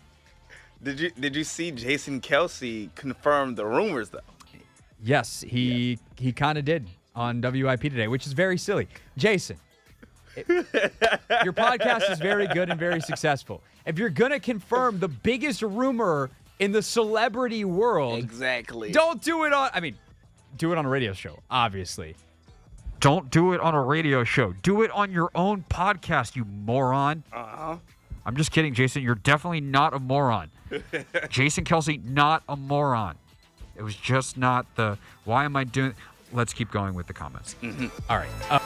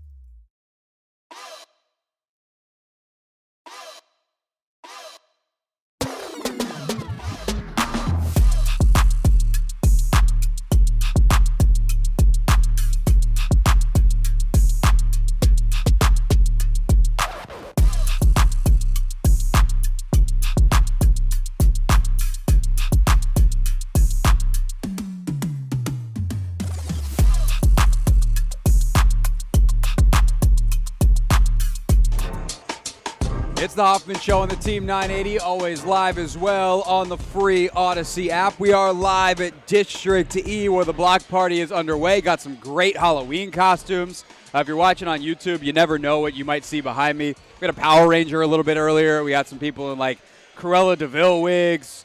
What else we got back here? I think that's it for right now. I'm going to guess the people in the clear gear back there are actually people checking the people into the game. Security-wise, not people dressed as TSA agents. But, you know, you never know what you could see on a Halloween in D.C. But we are here at District D, Gallery Place. Dave Johnson will join us 6:15 from the broadcast booth, which apparently, I didn't know this. I thought the broadcast booth, I get very turned around in arenas. It's very hard to tell which way is what. I thought the broadcast booth was over there on that side. Apparently the broadcast booth is like right here. I thought it was all the way around. But we're going to just have Dave on the Comrex like usual as opposed to being like, hey, Dave, because that would be weird. Anyway, 5:30 on a Monday, we go around the NFL. We see how Anthony and I did on our picks. And last week, we did very poorly. Like, the worst that we've ever done poorly. Anthony, just 2 correct. I had just 4 correct. Let's see if we can get right this week. Haney, we did get Thursday Night Football correct, right? That was a good start for us? Yes, it was, man. We started 1-0, but, yeah. And that's when things went horribly wrong now, didn't it? So 1-0 thanks to the Bills, went over the Bucks. Anthony, let's hit the music. Let's get going. All right, Cowboys 43, Rams 20. Yeah, that bad. Dak Prescott 304 through the air, 4 touchdowns, 1 pick. CeeDee Lamb, monster day for me and my fantasy team and also the Dallas Cowboys. I mean, this game had everything that could go right for the Cowboys and everything that could go wrong for the Rams. The Cowboys, pick 6, a safety. Rams, they got pick 6, they got safeties. And, by the way, they lost Matthew Stafford, and he might be out for a while. He's got a thumb injury. And all in all, a terrible, no good, very bad day for the Los Angeles Rams. Yeah, definitely was not a good day for the Rams. Puka Nacua, Cooper Kupp, super quiet days, especially for, a lot of fantasy owners. And also just DaRon Bland, man, the way he's been playing, 3 pick 6s on the year. It's crazy. I mean, they lose Trayvon Diggs. They have another guy step up. It would be even scarier if they still had Trayvon Diggs, that Cowboys defense. But coming off the bye, they look good, Craig. They sure do. Must be nice. Commanders don't have their bye for a long, long time. Probably the story of the day in the NFL, very, very sadly, is in Green Bay, where Kirk Cousins goes down with an Achilles injury. They do indeed confirm today with the MRI. Cousins out for the season with a torn MRI. And at his age, obviously you wonder about his ability to come back. Kirk's work ethic is incredible. He's very regimented. He's very disciplined. All of those things, the way he eats, he doesn't drink, like all those things. Not that you get to, be a saint or whatever, and you don't get celebrated for not doing those things necessarily, but just from a pure physiological standpoint, that will help him tremendously as he tries to come back from this. We will see if he's able to, but this is a franchise-changing injury for the Vikings because he's also a free agent. Like, do you want to bring back a 35-year-old coming off a torn Achilles next year? I don't know what you do. Or do you start over? Because all of a sudden, this team who won the game yesterday is 4-4. Their defense is starting to play a lot better. They hold the Packers, who offensively are a bit of a mess right now, to say the least, to just 10 points. I don't know what you do long-term if you're the Vikings. The good news is they have a great coach. They have a great GM. They have great young talent, guys like Justin Jefferson, obviously, being the chief amongst them. So we will see, Anthony. But, at least we got the pick right. At least I did, I think. Nope, you chose the Packers, just like I chose the Packers. Are you kidding me? I'm so serious. No, that's wrong. Craig, I'm not lying. I have Son you of down. I have you down for the Packers. Because you wanted to screw me over? Or because No. That's actually who I picked? That's who you. Do you need me to fact check it again? No, I think you called me out before on it, and all I did, all I had to do was go pull the clip. I can go pull the clip. It doesn't matter to me. I kind of do want to double check on that one. Okay, I got you. But I believe you. At the end of the day, man, what are the Packers doing, by the way? I mean, we can talk about this from the Vikings side forever, but on the Packers side, what are you doing from a play calling standpoint if you're LaFleur? They ran the ball 17 times. Exactly. 13 from running backs. It's a rough day at the office, man. I just don't know what you do. It's 24-10. Yikes, man. Vikings. By the way, did we get we did get the Cowboys game, right? Yeah? Yeah, we got the Bills, Cowboys, and we lost on the Packers. All right, so we're 2-1 so far each. All right, definitely didn't get this one right. What a day for Will Levis in his NFL debut. 28-23, the final score. 4 touchdown passes for the Titans' young quarterback. Looked great. DeAndre Hopkins came alive. 4 catches, 128, 3 TDs. Imagine that. 6 targets, 4 catches, 3 touchdowns. That is a good day at the office. Meanwhile, for Atlanta, Desmond Ridder goes out and being evaluated for concussion.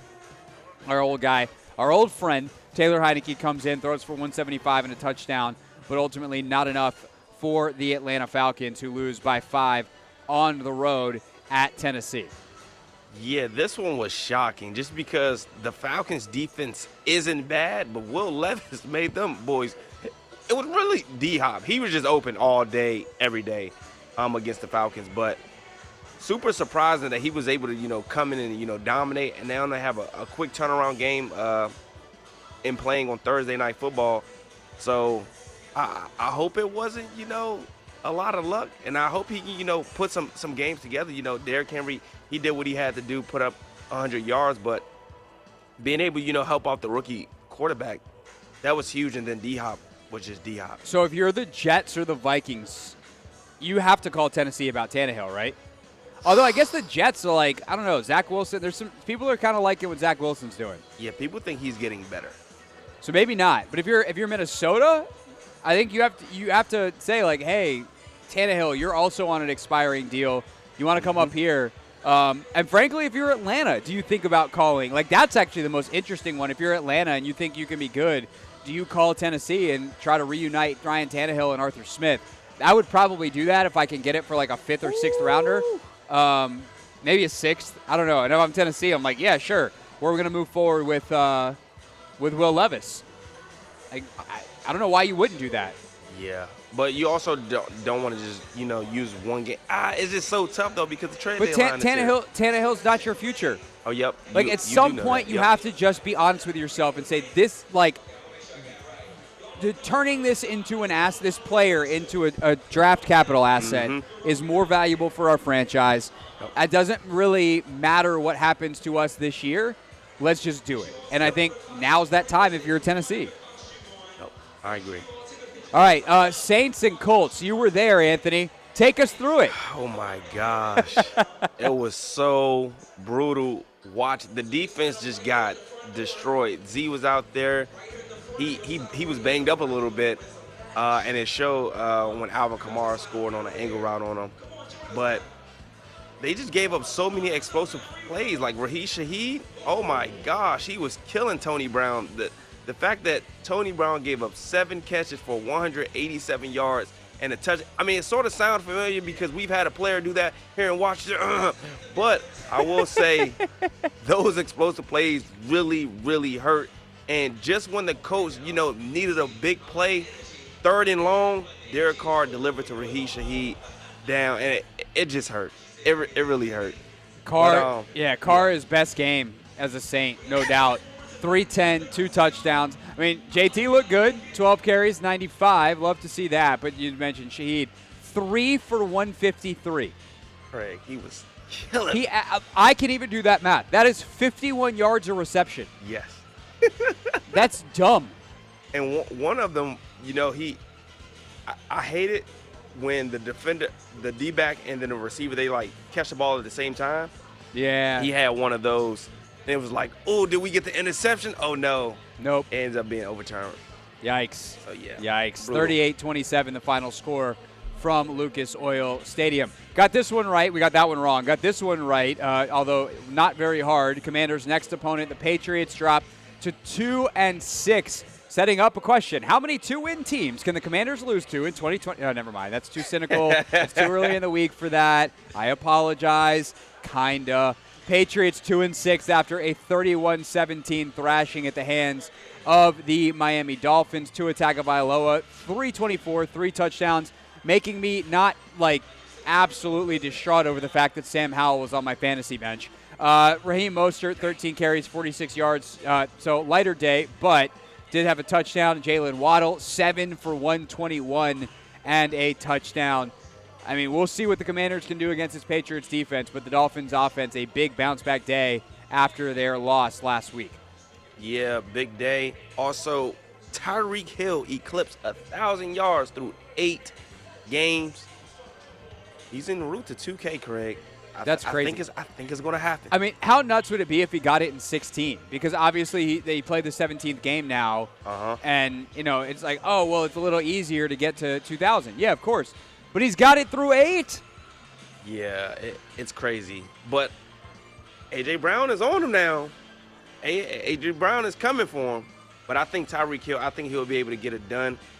It will be interesting, though, because some receivers did rest, week 16 or week 17, I guess. Some didn't play in those later games. I don't know. There's always going to be some type of, reason to try to down them a little bit. So. Yeah. As everyone hears Kyle on the mic in the background shouting out that we're here. We are live at District E today. Come hang out with us. Halloween costumes galore. Lots of kids running around. Yeah, they got literally endless Kit Kat bars, Anthony, amongst other goodies. They got a photo station, all kinds of stuff here. The block party at District E. Anthony and I going around the NFL here on the Hoffman Show on the Team 980.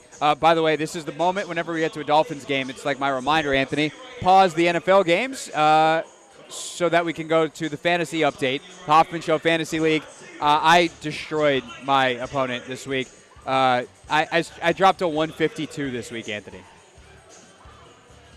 with Sam Howell on my bench. That hurts. It hurts. Because you got crushed? Yep. You hate to see it. How many did you score this week? How many did I score this week?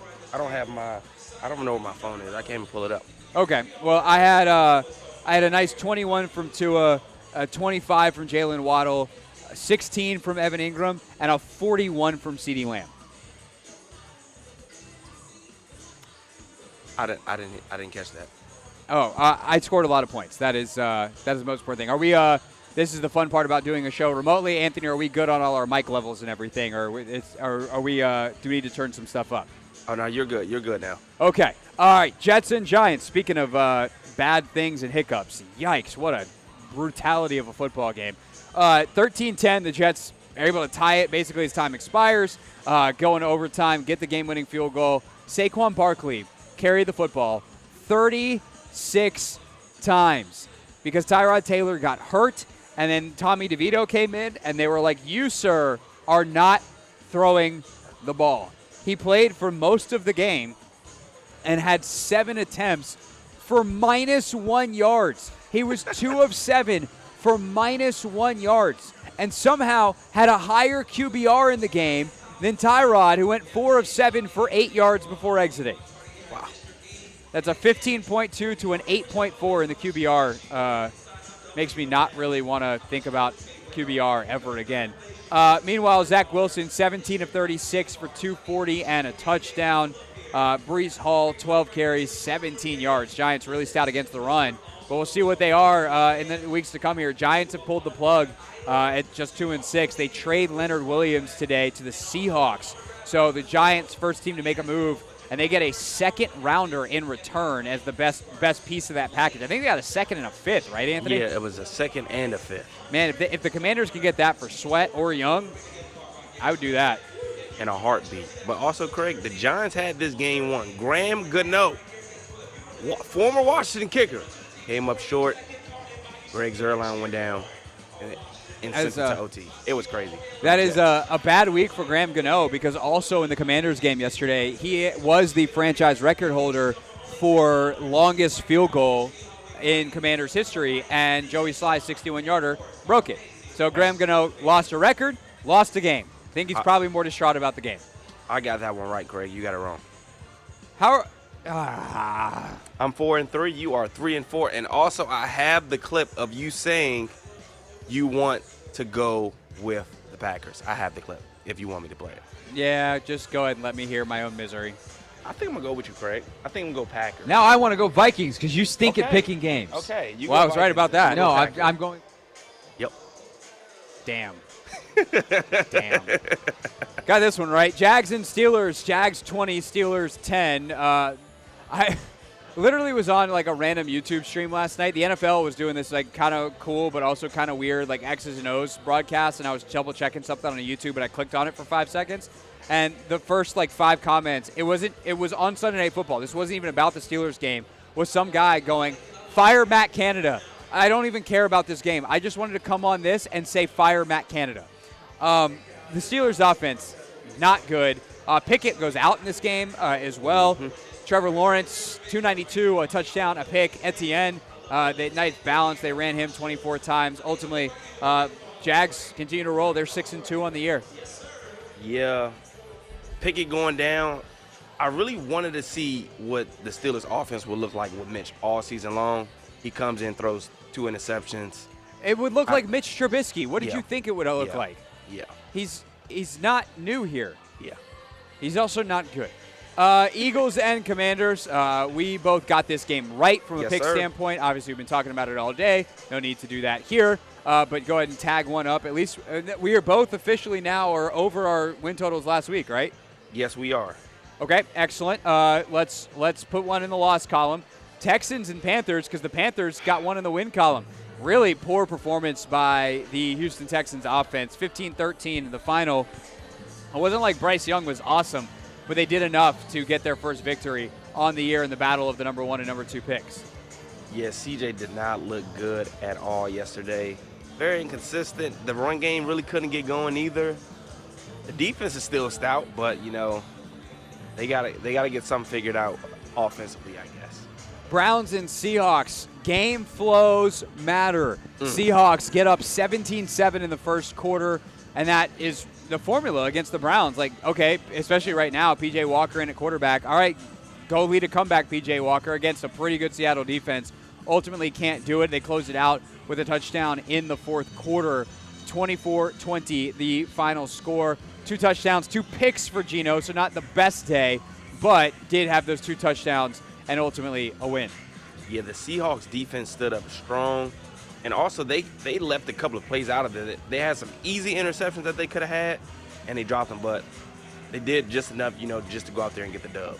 Broncos and Chiefs, no one saw this coming. Of course, I almost feel like we should take this one off the board because Patrick Mahomes had the flu, but at the end of the day, we both picked the Chiefs, and it's just going to go down in an L in our loss column. Also, the Chiefs, who looked so good, probably their best of the season the week before. They go to Denver. Their defense doesn't look nearly as good as it has. Mahomes, clearly not himself with the flu. He throws for 241 and 2 picks, including one late in the game where he just like crazy Mahomes throws it off his back foot in like an arm punt situation, in a situation that you didn't really want to arm punt. Meanwhile, Broncos run the heck out of the football. 27 carries for Javonte Williams. Like, not effective, but they just kept running it. Limited Russ to 12 for 19, but super efficient. 114 yards, 3 touchdowns, no picks, and ultimately that's enough to get the win.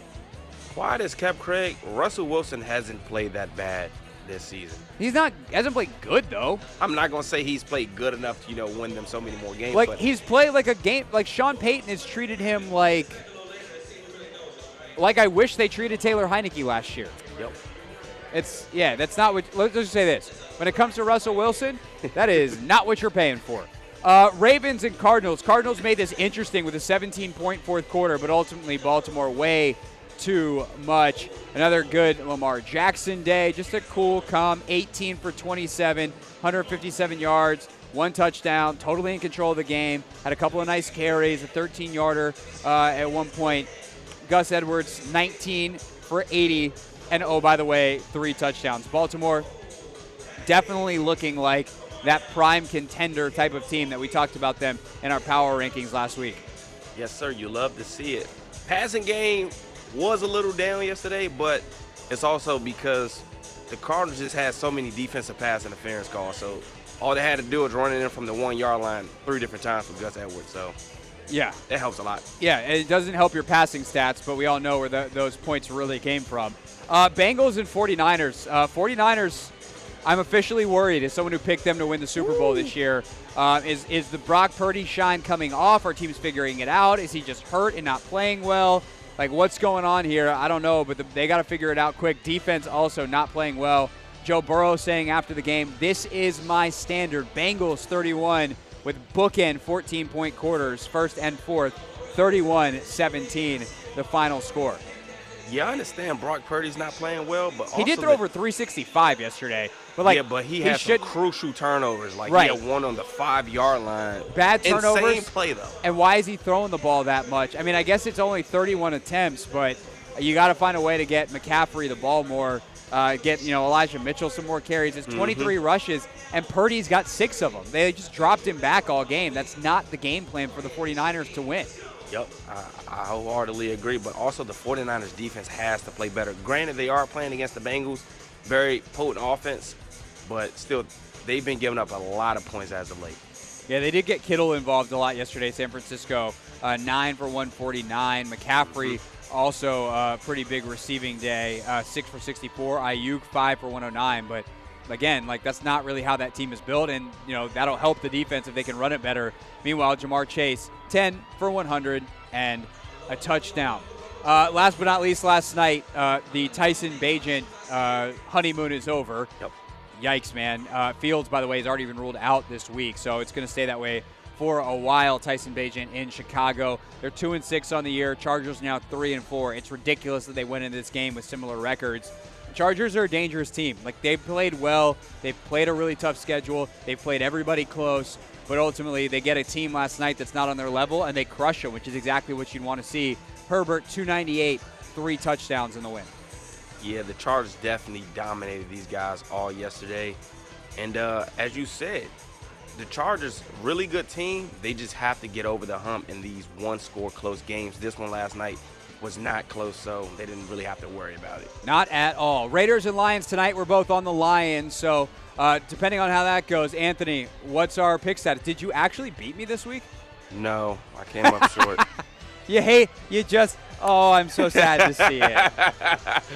And you want to know why I came up short? Because of the Chargers-Bears game. You picked the Bears? Yeah. That doesn't speak well to your intelligence. Nope. I mean, the NFL has been so weird and wacky all season, to be honest. I don't think any of these games really can. Ultimately, what was the record? You went 8-7. I went 7-8. Oh, so I straight up beat you. Yeah, I said. I thought I was one down going into that. Oh no, the Seahawks-Browns. I chose the Browns. You chose the Seahawks. Oh well, there you go. Just another 9-7 week. If the Lions can win tonight for your boy, if not, I'll go 500, and not great for Anthony. Yeah, I mean, hopefully I get to 500. It's one game. That's all. I would love that for you. I don't want to see you suffer any more than the suffering that you caused yourself. Maybe I might go Raiders. All right. That is Anthony Haney back in our Southwest DC studios. I'm Craig Hoffman, live at District E. And coming up next, we will dive into our pick 6. Which 6 players do we think would have the biggest impact on the Commanders game this weekend? We picked that on Friday, how they performed, and how did it impact the game. That's next on The Hoffman Show on the Team 980 and always live on the free Odyssey app.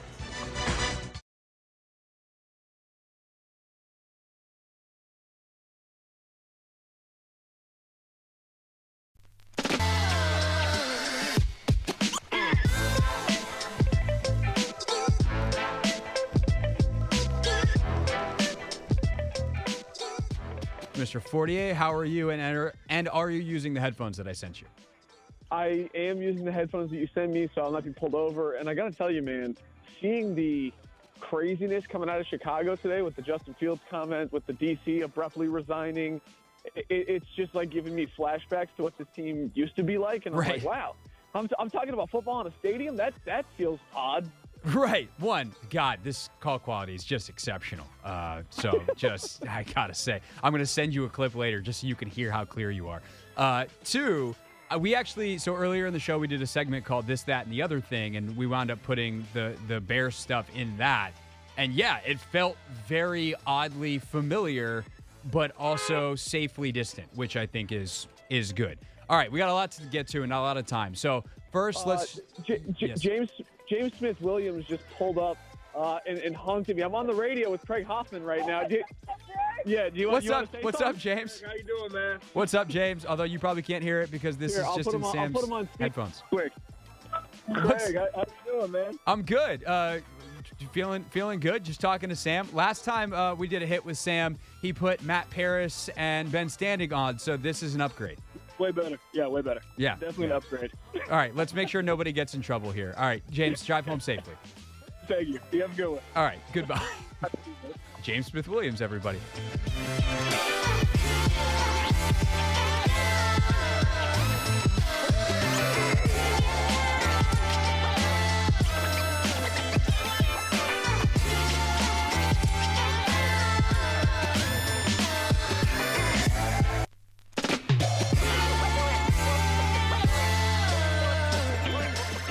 I mean, that's been an ongoing bit. Oh, okay. I think Travis Kelce's got the best bit of all. He's just dating Taylor Swift. So, forget the lyrics.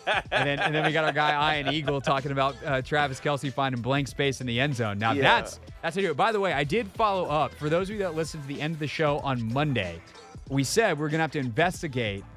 Was that did Noah Eagle feed Ian, his dad, the lyric?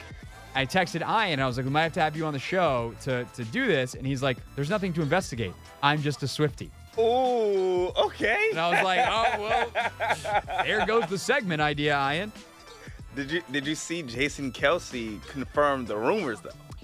Yes, he kind of did on WIP today, which is very silly.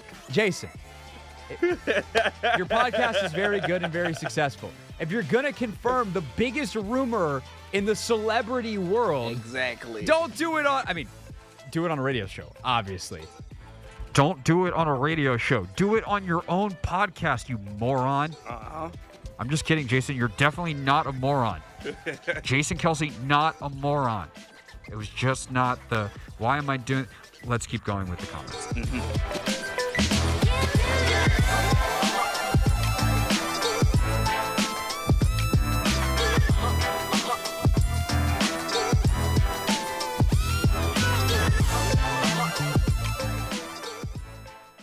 We have a new submission to the Real Things Hall of Fame. The F-35 is a fighter jet that the military has. It is very expensive. Very expensive. The F-35 program costs the U.S. government / the military over $1 trillion. This is one of the most expensive things in the U.S. government's budget is the program that makes these planes. Each one is incredibly valuable and expensive. And something happened during a training mission, but this jet leaves, they go on a training mission, and it's in stealth mode, apparently, and the pilot has to eject. So the pilot's like, I'm up out of here. Pilot lands relatively safely, has, I think, an injury or two that has to be tended to, but, is alive. But then they lost the jet. So the jet disappeared from the radar. The U.S. government's like, well, we don't know where the jet is. And so the Buford, which is the suburb not suburb, it's in South Carolina. It's by Charleston. Close enough. If people are actually from there and don't want to say that and want to say it's by Hilton Head, I know I grew up in the state. Leave my geography alone for the sake of the story, which I've now made less efficient by telling you all of those things because I can't help myself. Talk about a plane crash. Hey, we're back. So the F-35 gets essentially lost, and they're like, I don't know where this very expensive warplane went. And lo and behold, sometime the next day or later that day, it crashes somewhere, and luckily no one's hurt. But this $100 million plane is gone. Whoopsies. We crashed the plane. And this is an eyewitness account from a Charleston area television station of someone who heard the crash. In the bathroom taking a shave, and I heard a screeching, between a screech and a whistle. I said, what in the world is this? And I heard a boom. Then my whole house shook. White says he didn't realize it was a plane at the time, so he didn't call anybody. He first started getting at me. I said, am I supposed to see a meteorite coming out of space or something? And I said, well, if the airplane, it needed to be reported. Let the thing was flying just too low. The F-35B airplane wreckage created an extensive debris field.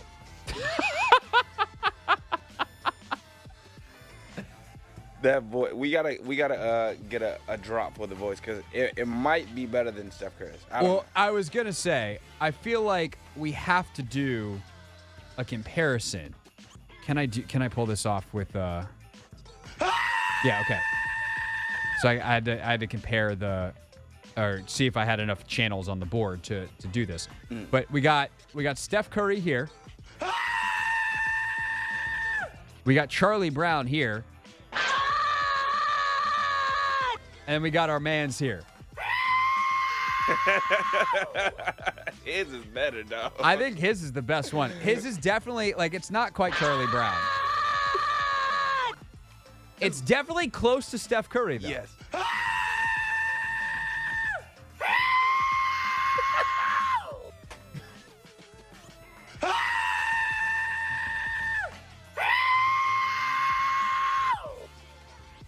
We'll see you tomorrow.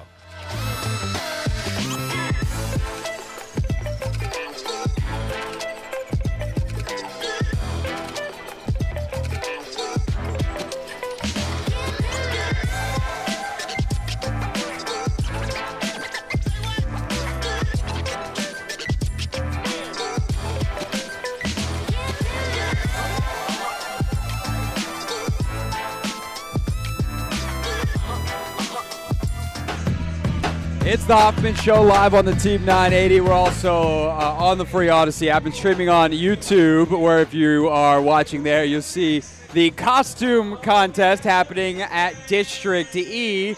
We got a penguin on stage right now. It's really a scene here, Anthony. I'm sad that you're not here to witness it. I'm sad I can't see it either. But we got all kinds of fun stuff. I'm sure they'll have plenty of this coverage on the broadcast tonight.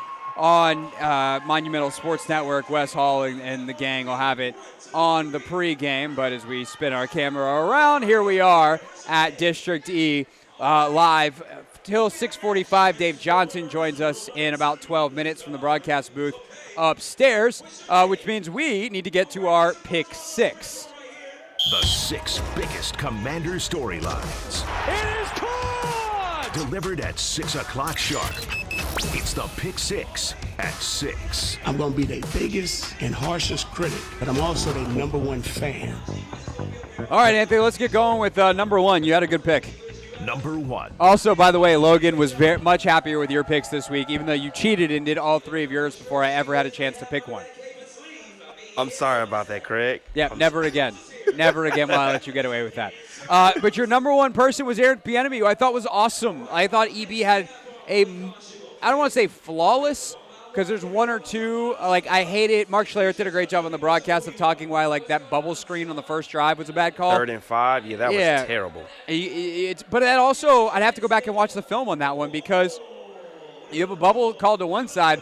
I want to know what happens on the other, because if it's 3rd and 5 and they've got 4 over 3, you should have numbers on the other side. The Sam have the option to throw whether it's a one-man bubble to the other side. I got to see that on film to actually understand if that's a bad call or that's a bad choice by Sam. I think it was 3, but they had 2 of the same people blocking the same person. I mean, still, that's not the best numbers. So we got G-Wiz coming to hang out. G-Wiz, do you have any thoughts on Eric Bieniemy's game plan yesterday? And no? You have thoughts on who's going to win between the Wizards and Celtics tonight? Yeah, the Wizards are. There you go. That's good. That's good radioing. Hi, everybody. Here, hold on. Wait, G-Wiz, come back down. I can tilt the camera up for you because you're much taller than me. Oh, there we go. Hey now, everybody. See, G-Wiz is here. This is why you need to come hang out with us in person at District E. All right, thank you. I have to talk about football now. Also, he definitely left a little fuzz in my mouth. That he got very close, and I feel like I have a hair in my mouth. That did he give you a nice kiss? No, there was no kisses. There was just a nice hug and a little bit of a shoulder rub. Honestly, I feel more relaxed now. Okay, that's smooth. I just really wish his hair would get out of blue fuzz. There, I think I got it. Eric Bieniemy did a good job yesterday. I don't know what else people want me to say about that. He was great. My only gripe is really I have no freaking idea why it took until week 8 to get that game plan. The screens, the moving pockets, the ability for Sam Howell to get out of bad plays. I know you have to give, he has to earn that to some extent, but there really is just no reason why he couldn't have had that stuff earlier. It was the offense I thought we would see coming out of training camp, and it worked. So hopefully we see it again. Yeah, also, him throwing to, Terry right off the line with a defender backed off. That's just, getting the ball in your playmaker's hand and allowing them to be able to make a play. And that's just what you got to do, get the ball in their hands and allow them to create. So, no doubt. Love the creativity. All right, to the defensive side. There we go. Jamin Davis was our second pick, my first pick. Jamin was great yesterday. As far as I can remember, I don't think there's any major busts. I mean, they held, and really it was like, can you continue I don't want to say the dominance, but the stellar play in the run game? And they held the Eagles to 59, including like 7 or 8 of those, whatever it was, on the little tush-push pitch that happens in part because of the weird 3rd and 5, 4th down, lack of conversion situation late in the game. And so they really did a good job in a lot of areas. Dallas Goedert didn't have like a monster game by any stretch of the imagination. It really was the issues on the outside. And outside of one coverage bust, which is the DBs communicating, not Jamin, I don't feel like they had any major issues getting in. Like, there was no like mass confusion. It was the back end that occasionally couldn't get things right. And so maybe that's a reflection of Jamin and the play calls and some of the communication and the checks. But to me, that's really typically between the back four. I thought Jamin was pretty good and played 100% of snaps yesterday. Yeah, Jamin was fantastic. The front seven, okay. I mean, I can't even say the front seven. The linebackers, we'll say. Number 3. Jahan Dotson. Good call on this one, Anthony. Jahan, man, he is back. He looked like he was back. 8 receptions on 10 targets. He also gets in the end zone for one of them. But this is the Jahan we have been clamoring, for the entire season. And it's more so he showed up when, on big plays. A lot of 3rd down conversions, Sam was going to him. And he would just, he just showed his ability to go out there and win. And hopefully, this can be something for the rest of the season that'll jumpstart it anyway. But it looks like Jahan got his legs back up under him. For sure. And it's one of those things where it's like, this is a full season, 9 games left. What can he do? Like, he was kind of on his rookie pace outside of the touchdowns. But the reason it was worrisome is like, well, where's the leap? I thought he was supposed to do better than this. Yesterday was better. That was great, and I'm very excited to see where he can go moving forward because it does look like he's rediscovered his timing, his suddenness, his straight line speed. There's plenty to be excited about with Jahan Dotson moving forward. Number 4. Number 4 was Brian Robinson, who had his best game maybe of the season yesterday. I mean, he was impactful. It's just how do you get him the ball more? He only has 10 carries, but he averages 5.9 per. He's got that big 29-yarder. I would have liked them to see them run the ball a little bit more, but they really found the pass and were effective. But I think, Anthony, yesterday proves the thing that I said last week, which is that the threat of the run is actually the most important thing. It's not about just running the football for the sake of it. It's not about just like trying to crush people on the ground. Can you, as an offense, sincerely make the defense feel threatened by the run? And if so, you can get the coverages and things that you want in the pass game. They got them. They took advantage. They scored 31 points. It proved it. Brian Robinson did enough, and he did so much, by the way, that they didn't even play Chris Rodriguez yesterday. Yeah. It's the fact that, again, what you alluded to, the threat of being able to run. But it's also knowing, like, even if the defense knows we're going to run, still being able to fire off. And when we lined up our formation or we had a single back and we went straight downhill, our linemen were moving them, Craig. They were really moving the front four of the Philadelphia Eagles. So I would definitely love to see a little bit more of it if possible. All right, let's get ugly real quick. Number 5. Benjamin St. Juste was the pick. Yikes, man. Like, you were right. Really important to the game. It just I don't know what to tell him on the one-handed one. That's ridiculous. That's insane. But there's some other plays where, again, you're in position. You got to make plays. And, like, this is the problem I love BSJ. He's a great dude. I think he's honest. I think he gets it. I think he works hard. I think he studies hard. I think he plays really hard. But he just doesn't have the ball skills at this point in his career, and it's never been his calling card. So I sincerely hope that changes moving forward. I sincerely hope he discovers how to make plays on the football with PBUs. And he's got some of those this year, but picks. He's just there too often to not make more plays. And there's clearly, like, the thing is, Anthony, there's something about the way he plays that other teams feel comfortable going at him. And maybe it's Fuller is just awesome on the other side. Like, a good corner is almost never targeted. Like, that's kind of the point, is the guy's never open. But I think teams look at Benjamin St. Juste, and especially with guys like A.J. Brown, and go, I don't care if he's not open. Like, we can make a play on that guy. Which sucks because I like BSJ, but that's been the history. Yeah, the one-handed catch, I think Madden needs to go in and give A.J. Brown 100 in the spectacular catch category. But outside of that, I mean, it would help, though, if the rush, was altering some of these throws. It's times where Jalen Hurts is back there just chilling, and, like, he can actually, make a very accurate pass. And it's tough because, again, as you alluded to, he is in position, and we want to see him make plays. But something he's got to develop, This is year 3 of it, to be honest. It's time. All right, last thing for pick 6. Number 6. Interior D-line of the Commanders against the run specifically. I think they did very, very well. They limited them to 59 yards. They made a play on the tush push. Like, can't really ask for much more out of them.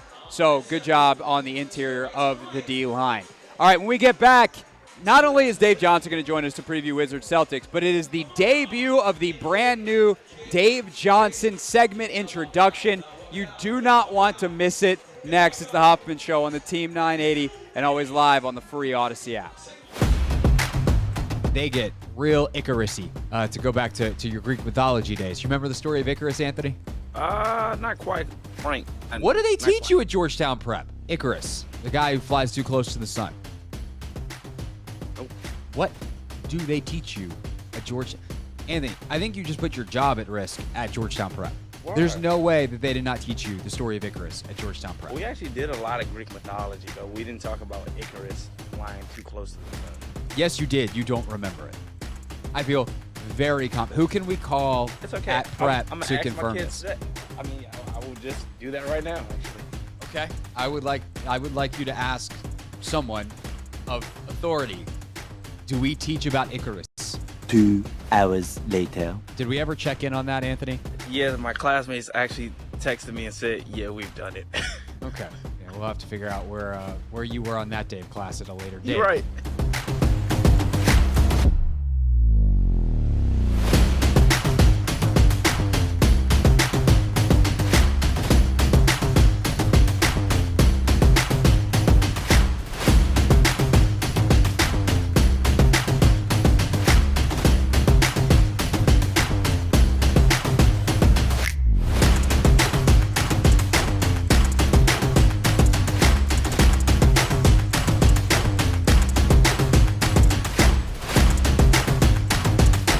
Last night, Aryna Sabalenka makes the U.S. Open final, the Belarusian player, and here's how it sounded on Belarusian television. Арина Сабаленко! Ваму, ваму, ваму, ваму, ваму! Что Арина недостойна звания первой ракетки мира. Yeah. Получите! Распишитесь! Oh, yeah.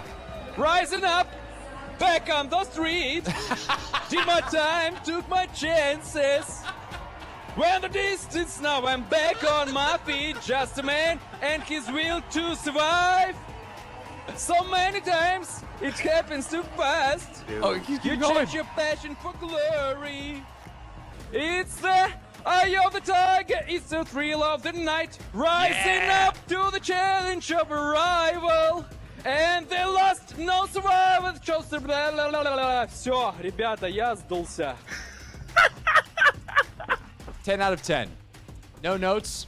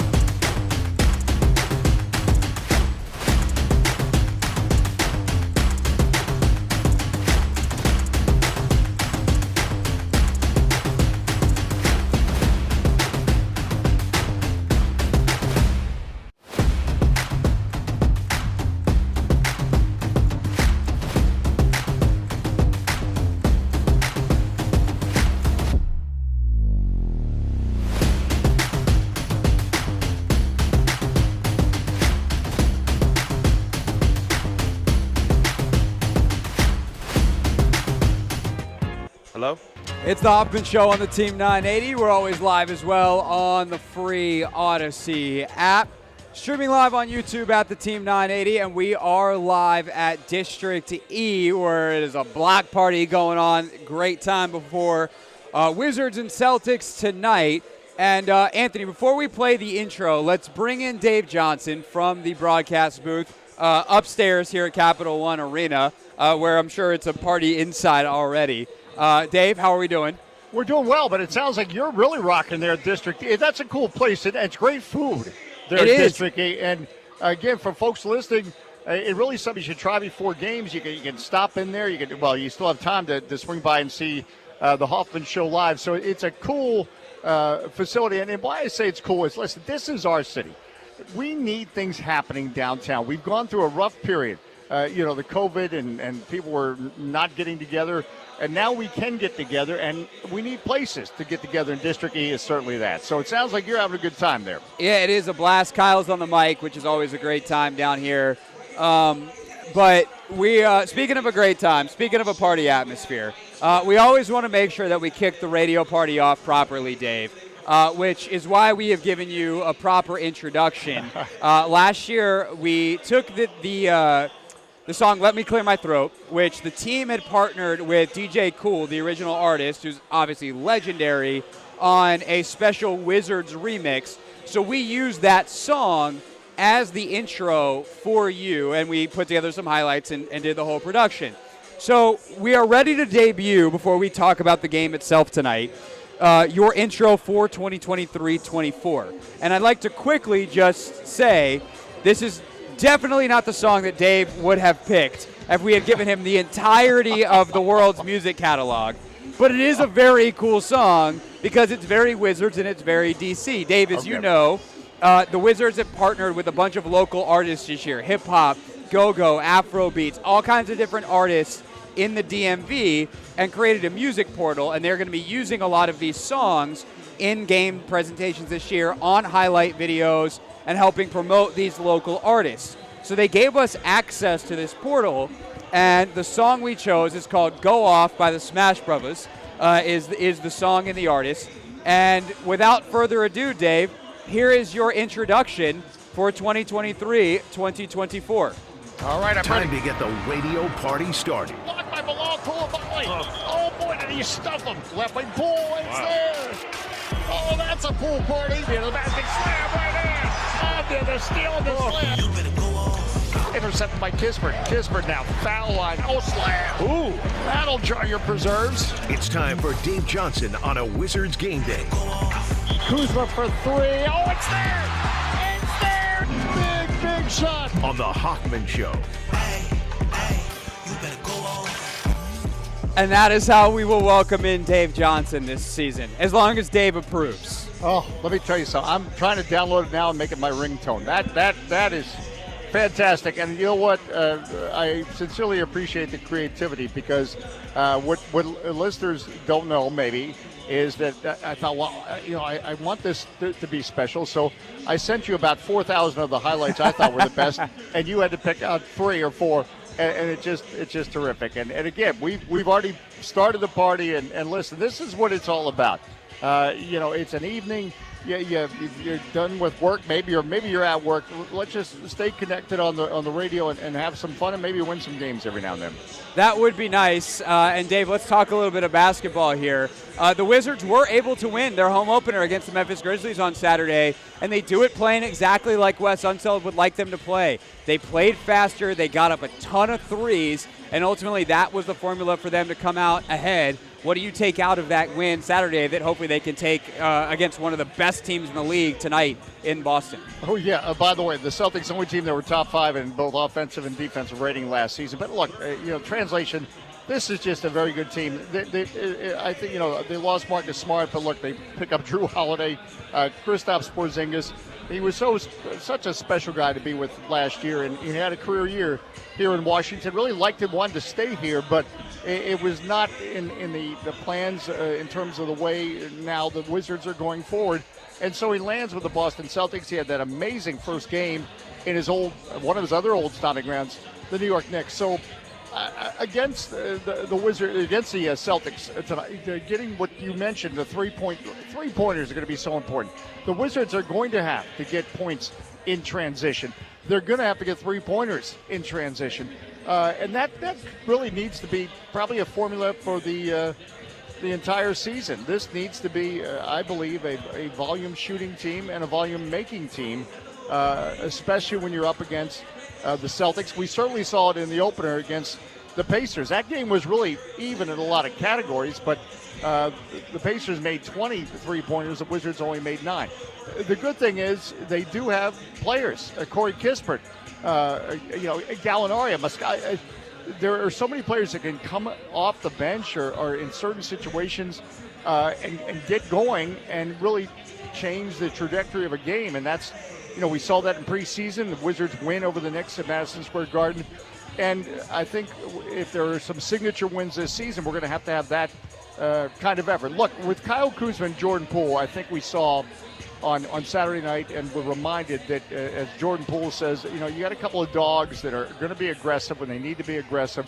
But at halftime, the Wizards had a big lead, but those two were 6 of 22 shooting. Yet they still prevailed, still found a way, and when it mattered the most at closing time, they closed.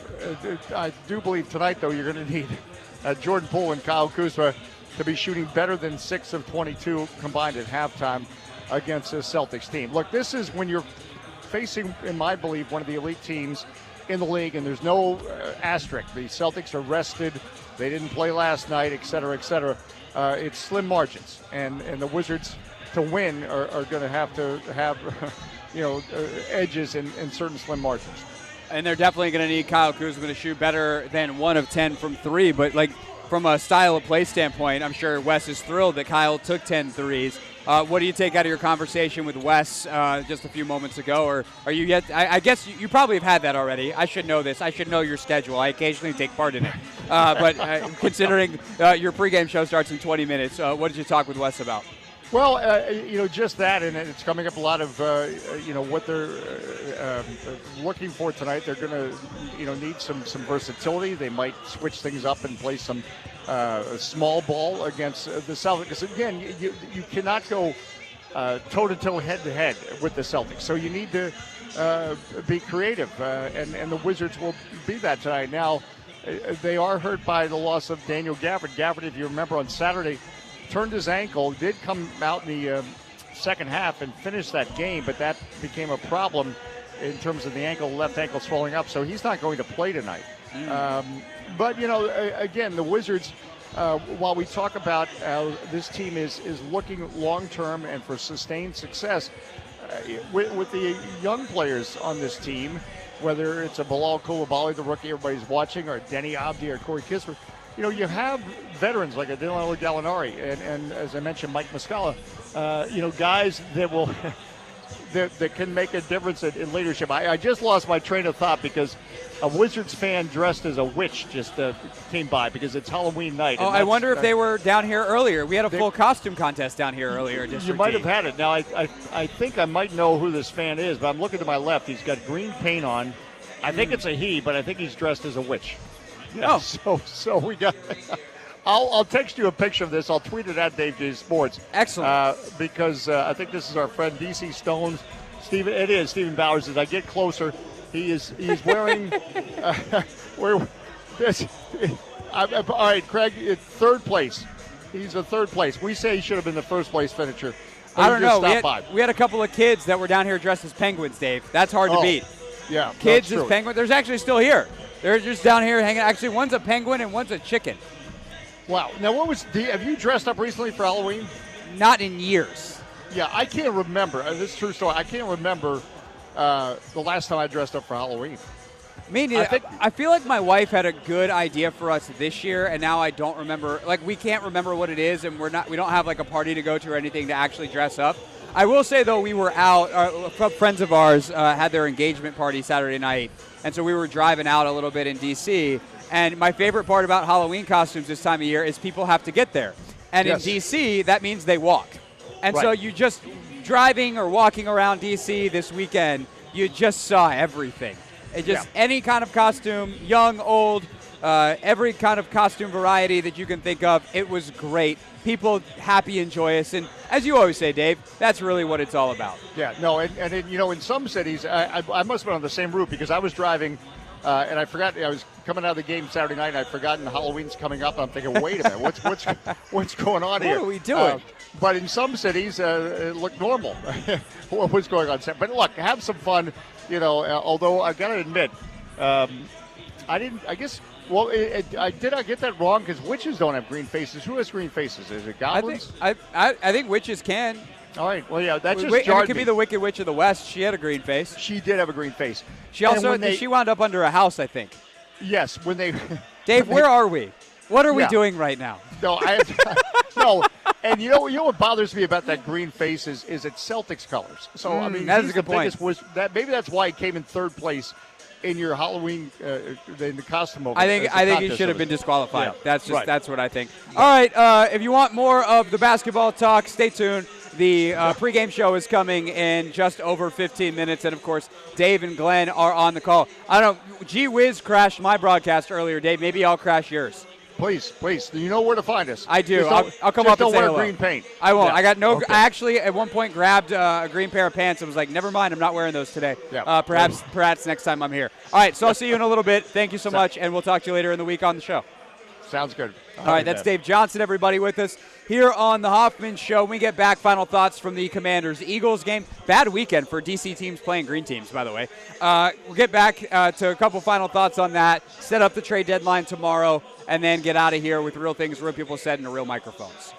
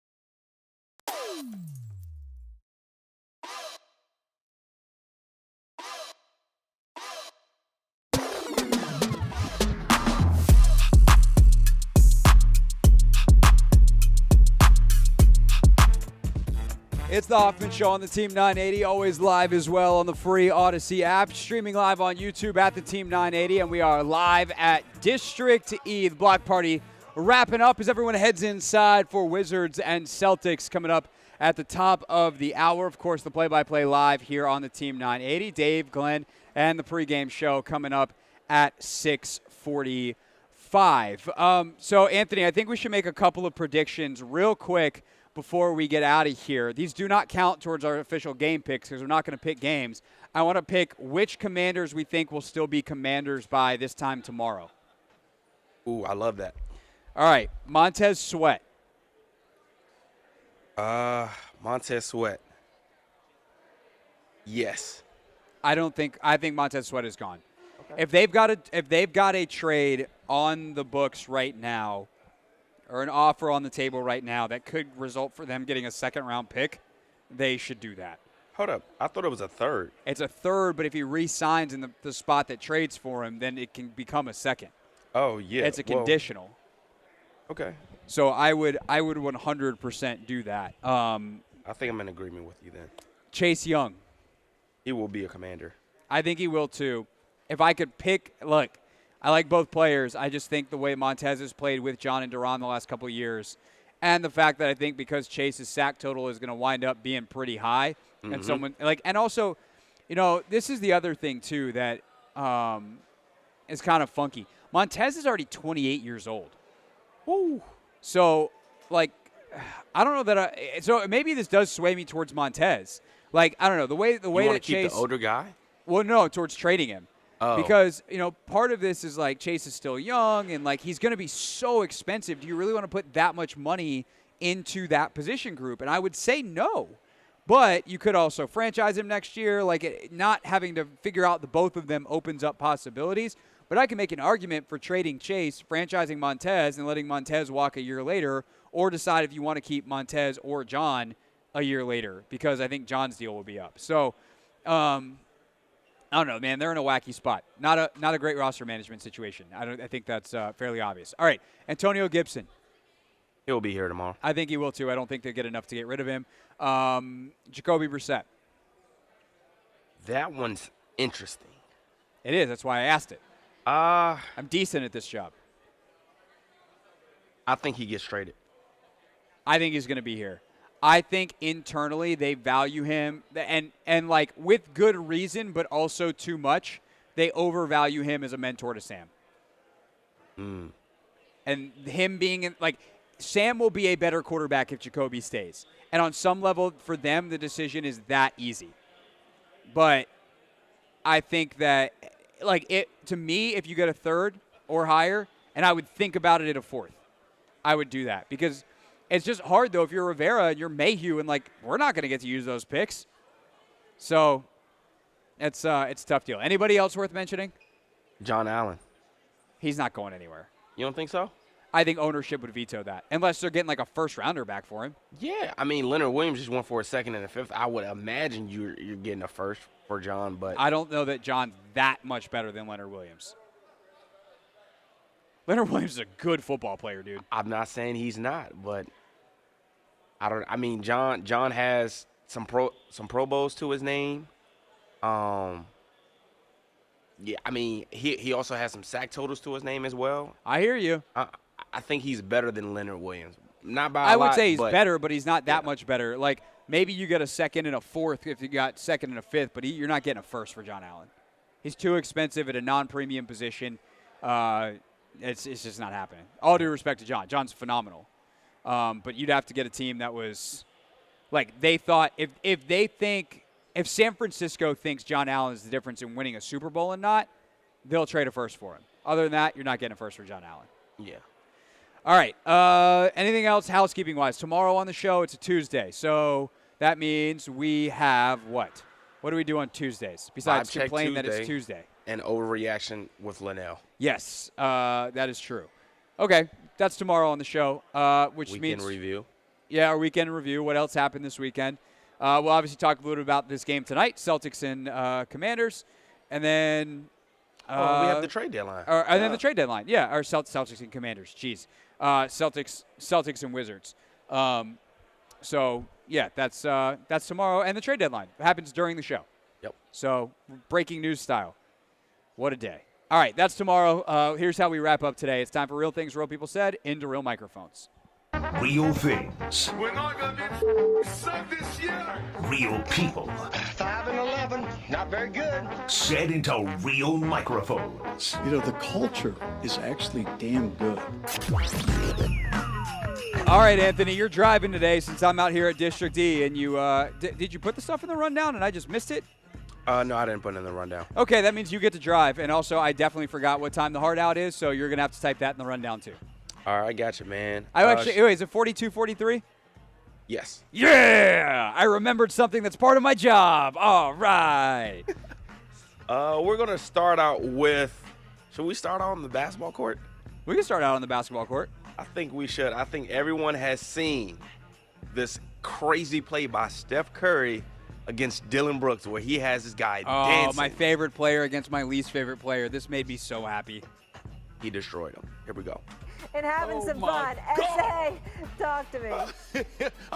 Talk? Why? Look. All we got to do is look. Just keep showing that replay over and over and over again. I mean, Lord. And then hit it with the home That's the best thing Stephen A's ever said. Lord. I mean, you talk about making somebody look completely silly and foolish. Usually those kind of reactions are reserved for when you get dunked on. Yeah. This is off a 3. Damn, the crossover, the fake, jump all over the place, swinging your legs. Hit it with the Kevin. Hey, Molly, he kicked up his legs higher than I did on my first pitch. My Lord. Oh, that's funny. That's funny. Talk? Why do you want me to talk? Look! That's the best thing Stephen A. Smith has ever said into a microphone. He destroyed Dylan Brooks. Oh, my Honestly, if you want to see this clip, just go to my story on my Instagram page because I 1,000% posted it at Craig_Hoffman because it brought me that much joy. And Steph, who never says anything, the nicest guy in like professional sports, after the game is like, you know, why'd you react like that? Because he did kind of like the scream face. It was like the kid Kevin from Home Alone. Yeah, that's another good analogy for it. And he's like, we know what that guy's about. We know his reputation. Dylan Brooks in the spotlight for the wrong reasons. A tradition unlike any other. All right, Anthony, do you have time for one more quick one? Yeah, last one is not really. Not okay. If we don't have time. No. So now you just have a minute to talk, or over a minute to talk awkwardly about absolutely nothing. I mean, we can also talk about whether or not you want to change your pick because I'm considering changing mine. Okay, talk about it. No, I'm not changing my pick. I'm not changing my pick either. So really, I need you to lose, Craig, just so I can get my one game back. No, I really shouldn't have done that. If you would like to get better results out of your NFL picks, you should pick better. That's the formula. The secret to being right is picking the team that scores more points than the other one by the time the final whistle blows. It's just this NFL season has been so wacky, especially the last 2 weeks. It has been super wacky. Hasn't made no sense. But alas, I still have. I don't know. I don't know what to tell you. I've still somehow been better than you. I don't know if you're. I don't know what it is that you're doing better. Maybe you're working out more than me. Maybe I just know more football, bro. Well, that too. I didn't think you give into that one that easily.